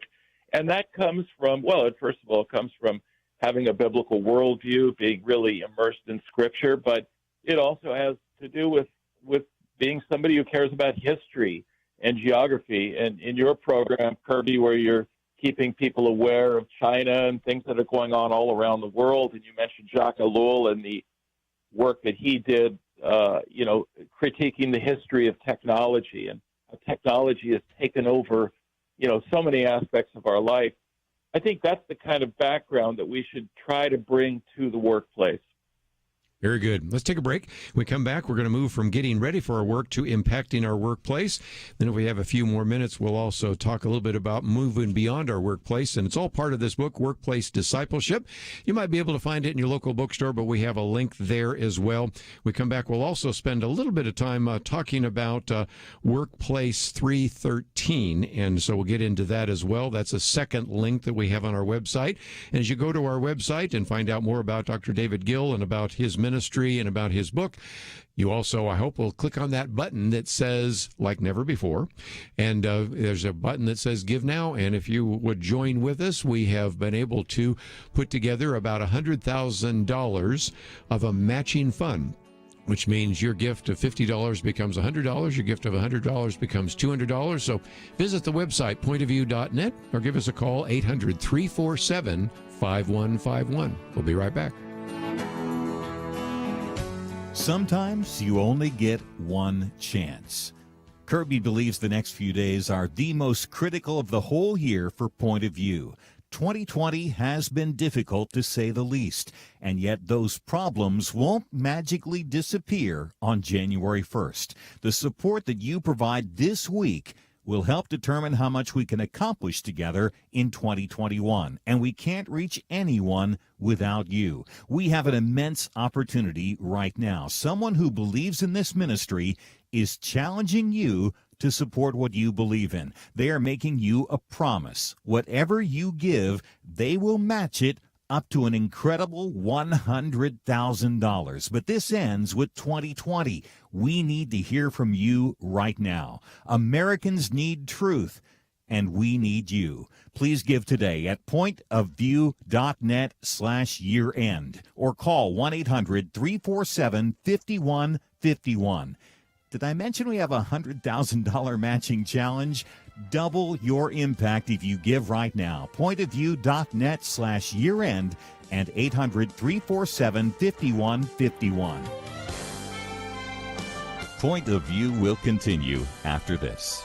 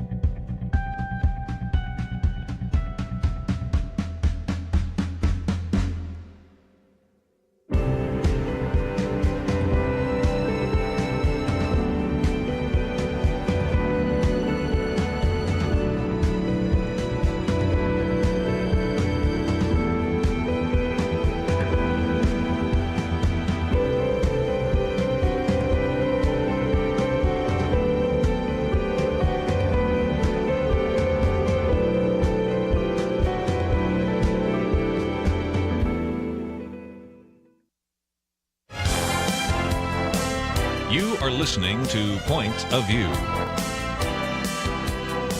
The opinions expressed on Point of View do not necessarily reflect the views of the management or staff of this station. And now, here again, is Kerby Anderson. Dr. David Gill with us again, and if you would like to join the conversation, 1-800-351-1212. David Gill, let's, if we can, for just a minute before we get back to the book, talk about a link that we have to Workplace 313, or it's WP313.org. It's all at our website, but there are all sorts of tools and resources, and for people that maybe want to study this more, or maybe they want to lead a small group, talk about what might be available as they visit your website. Well, what happened, Kerby, was I actually retired from a 40-year career as a professor of theological ethics and workplace theology, most recently, as you mentioned before, at Gordon Conwell Seminary in Boston. But so I moved back home, to Oakland, grew up and lived in Berkeley. You mentioned you're from here, too. And when I came home, I don't really believe in retirement. I believe in transition. So, I still have a lot of energy, and I just prayed and said, Lord, what do you want me to do for the rest of my life, basically? And so that's what really got me involved in workplace discipleship and offering some seminars on that in my home church. And a lot of people came to these seminars, and they're really interested in the material that, is in my book here now, Workplace Discipleship 101. I call it 101. It's kind of like the basic introductory course. But, once you finished with the introductory course, where do you go then? And so that's why I organized a small nonprofit, non-denominational nonprofit called Workplace 313 to provide a website and resources to help people, not just with the very basic stuff, but also, providing some insights on how to apply all of this in different professions. So there are a lot of book reviews. We put out an e-zine online every month, and there's a little article in there, insight. There's also a description of an online Zoom forum that we do one of those every month. And there are book reviews on books that are on how to relate, how the Christian faith relates to blue-collar work or being an artist or all kind of being in law, whatever it is. So at our website, you find these reviews and articles and interviews of people in the workplace, and also some descriptions of the basic Workplace Discipleship 101 curriculum also, you could say. So that's what it's all about, is trying to provide resources. I also, every month in our e-zine, we describe some other resource, some other ministry somewhere. So there's always an opportunity to learn what God is doing in Cincinnati or Dallas or wherever, So we're real excited about it. There are about 900 people subscribing to it's a free e-zine every month, and we're really gratified by the interest. Well, again, you can find all of that at our website, which will take you to WP313.org. And there's a section there for a deeper and broader e-zine and a variety of others. So, again, go to the website, pointofview.net, or you can go directly there. Been talking about getting ready for our work. Now, let's talk about impacting our workplace. And one of those is the issue of a line. And here, I think, David, becomes an issue because, on the one hand, the Apostle Paul says that we should obey our earthly masters in everything, but as you point out, it's also qualified by Acts 5:29. We obey God rather than any human authority, or rather obey God rather than men. And the tough difficulty is if I am working for, say, a Christian-based company, that could be Interstate Batteries, that could be, for example, Chick-fil-A, that could be Hobby Lobby, then in most cases, my Christian values are going to be completely in sync with the values of the founders of those companies, which aren't necessarily Christian companies, but they use Christian principles. Becomes a little more difficult to figure out how to work in harmony with the company, and yet at the same time, we recognize that we're working not for men, but for God. So help us kind of think through that issue, because that's where I think it gets a little bit more complex for many Christians.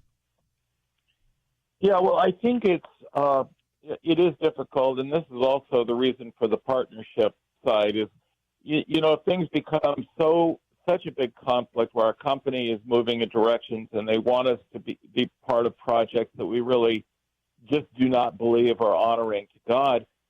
But our family's dependent on our income from this. It can become really difficult. And so that's where we need to have 2 or 3 or 4 brothers and sisters who are part of our workplace posse. You know, they're not necessarily people who work at the same company, but they're people who can understand we're all in the workplace battle somehow together, and we can trust each other, and we're committed to each other, and so we can pray for each other and help us discern, is it time to leave the company? Is it time to protest? What happens if I get fired for protesting?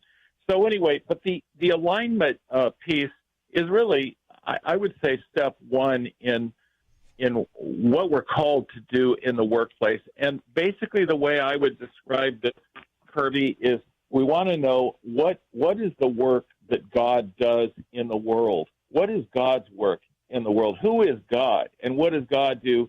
And then I want to walk in those ways. I want to walk in the ways of the Lord, partly out of obedience. But also the other side that I talk about in this chapter is we've all been made in the image and likeness of this God. So there is a sense in which no matter how broken we are or affected by sin, we still reflect the image of God, the Creator and the Redeemer and the Sustainer. It's in our DNA to some extent, and we will find fulfillment as well as honoring God to the extent that we act as creators in the way that God acted. We sustain, we redeem, we fix things that are broken and heal people that are hurting. So it's absorbing that whole understanding of who is God and what is God's work. And as I say, I think, the big terms are creator and redeemer. God creates beautiful and useful things, and God sustains those things. He doesn't just walk away, but he upholds those things. And then God fixes broken things and heals hurting people. God is a redeemer. And so those are the basic themes in the way I go to work. If I work for, Apple Computers, or I work for In-N-Out Burger or Chick-fil-A, whatever it is, for the, recycling company in our town or something, I always want to say, I want to have a creative impact on my work. I want to create the kind of things that God would say, this is good. And I want to be sustaining. I want to help sustain the creation around me. I want to help sustain and hold up my coworkers who may be falling apart in one way or another. I want to sustain our work when we deliver a project to a customer. I want to stand by that and not just walk away and let them deal with the consequences of shoddy work or something. I want to be a redeemer, a redemptive presence in my work. So it's really about a philosophy of work. We're not just doing it for money. We're not just doing it because the boss says so. No, we're doing it to try to join in the work of God in history. Well said. Your chapter on model fits very well because, again, we're not just bringing different internal motivations and purpose for work. We are not just bringing a different set of theories or ideas, certainly, but you're bringing a different character. And I love what you use because a lot of people say, okay, what does that look like? And you take us to the Beatitudes, 8 Beatitudes that help us understand what it means to be salt and light. And so in some respects, we're looking for us to model a different character in the workplace, aren't we? Exactly. I think, we want to conduct ourselves in a manner that honors God. And so it's our day in, day out character that actually gives a message to the people around us before we ever even open our mouths. And we need to honor that. And I give some examples, including the Beatitudes, which is my favorite. But I also talk about Romans 14:17. The kingdom of God is not eating and drinking, but righteousness, peace, and joy in the Holy Spirit. Whoever serves Christ in this way is approved by the people and approved by God, honoring to God. And so I say, what would it be like if our example is that we're people of righteousness? We're people who come to work and we want to do things right. We want to do the right thing. And secondly, we're peacemakers. The kingdom of God is righteousness and peace. And then what if we also are people who bring some joy into the workplace? Imagine if those were the 3 characteristics that people see in us. We do the right thing, we make peace, and we bring some joy. So I think that character model is really critical, and then that wins us the right to be heard when we open our mouth and have something to say. Again, we have a chapter there on share. Thought we might come back and also talk about overcome, because how we deal with conflict and even wrongdoing is part of that. And then even the idea of rest. So many great chapters in this book, A World Workplace Discipleship 101. We'll be back right after these important messages.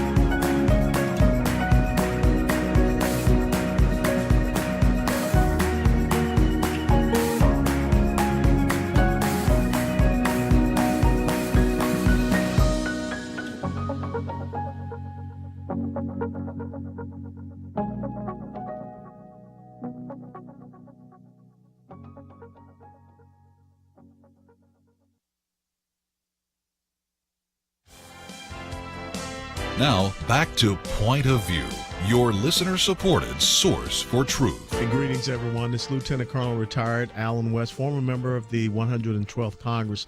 I just want to take a few moments to tell you why it's so important that you support Kerby and what he's doing here with Point of View Ministries and all the great people they have here on this team.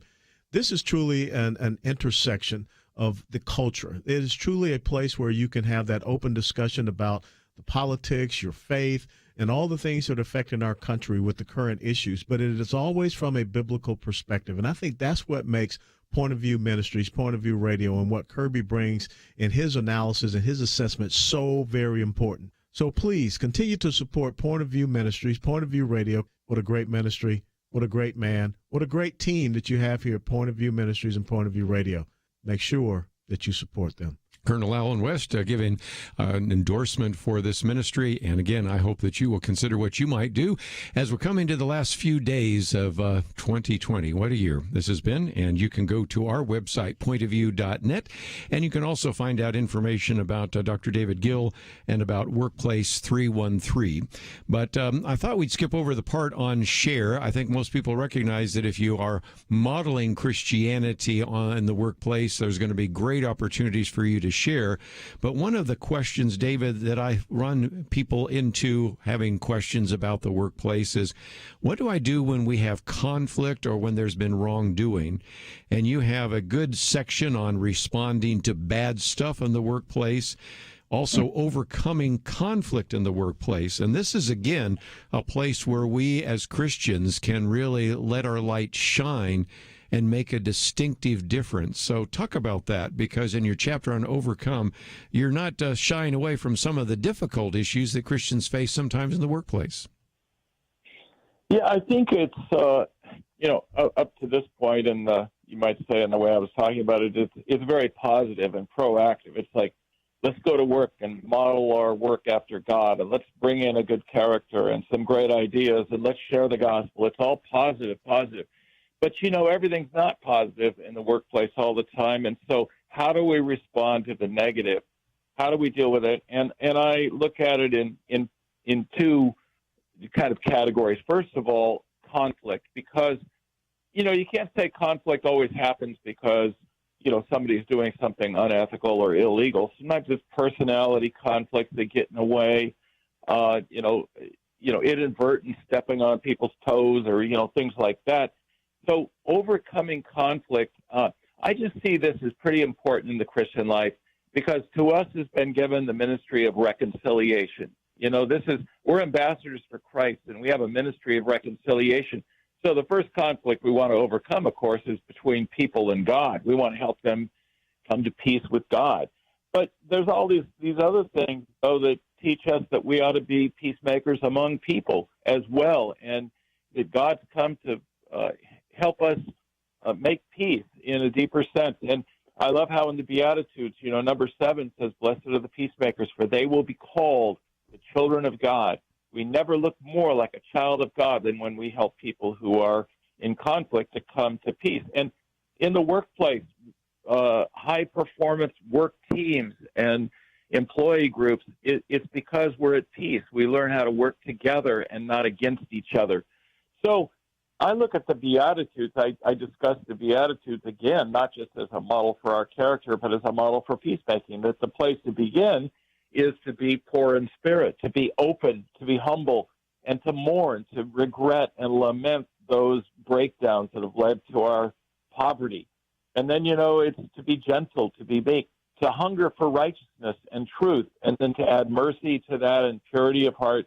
That's a formula for how to move toward peace. Blessed are the peacemakers. So in my discussion of that, I just give suggestions about how to try to help people, first of all, recognize the problem and want to move to a place where we're getting along a little better. But there has to be some openness, listening to each other to try to understand what went wrong.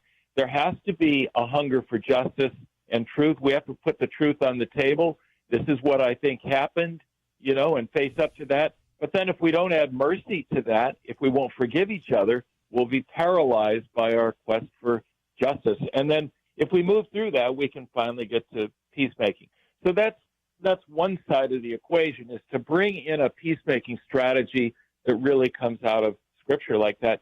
The wrongdoing side is when now it's not just conflict, but we're seeing somebody, a boss is harassing an employee, for example. We see that going on. Or maybe our boss is actually asking us to, tweak these expense accounts so that we can cover up something that isn't really defensible. What do we do when that kind of circumstance comes up? And so I give my own best advice from my own experience and my students and people I've coached over the years. And for sure, we pray for wisdom, because this is walking through a minefield a lot of times.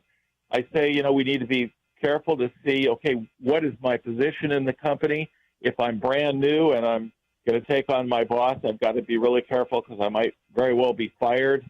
They'll deny. So it's a matter of consulting with our prayer group again, getting some wisdom. It's a matter of trying to document what we see going on. And then we also, if it's possible for us to address the wrongdoer and to go up to somebody and say, listen, this just isn't right what's going on here, and I think you need to correct this before it leads to trouble. But then if the person refuses, then you get somebody else. And you remember, this is Jesus' recommendation. Go to somebody who's done something wrong, and if you can win them, that's great. If not, take somebody else along with you. So it's really it's a chapter just walking through these different situations and saying, what can we learn from Scripture so we become real overcomers and we don't just walk away or ignore conflict and wrongdoing in our workplace. Well, again, 12 chapters, and again, we've covered many of them, but not all of them, and that's all the reason to get a copy of the book. It is entitled Workplace Discipleship 101. Also, we have a link to WP313.org, stands for Workplace 313. And Dr. David Gill, I appreciate you writing the book, and I appreciate you giving us the time today here on Point of View.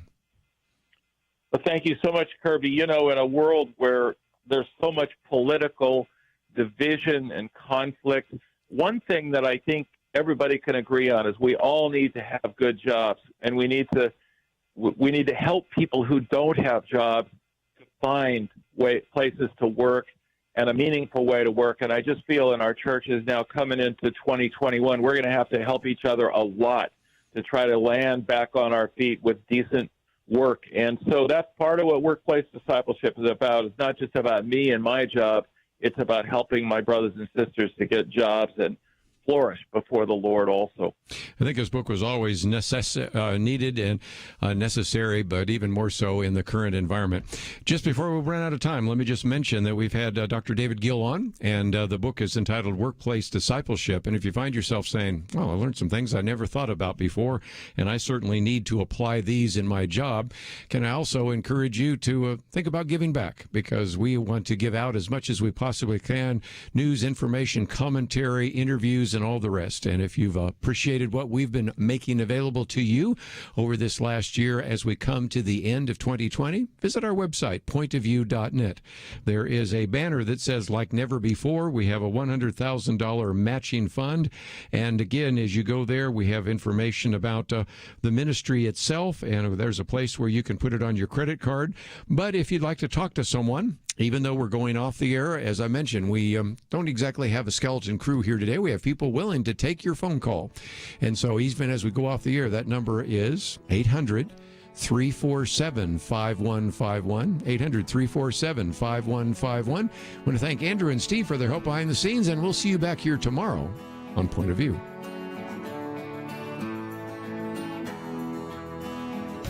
Sometimes you only get one chance. Kerby believes the next few days are the most critical of the whole year for Point of View. 2020 has been difficult, to say the least, and yet those problems won't magically disappear on January 1st. The support that you provide this week will help determine how much we can accomplish together in 2021, and we can't reach anyone without you. We have an immense opportunity right now. Someone who believes in this ministry is challenging you to support what you believe in. They are making you a promise. Whatever you give, they will match it up to an incredible $100,000. But this ends with 2020. We need to hear from you right now. Americans need truth, and we need you. Please give today at pointofview.net/year-end or call 1-800-347-5151. Did I mention we have a $100,000 matching challenge? Double your impact if you give right now. Pointofview.net/year-end and 800-347-5151. Point of View is produced by Point of View Ministries.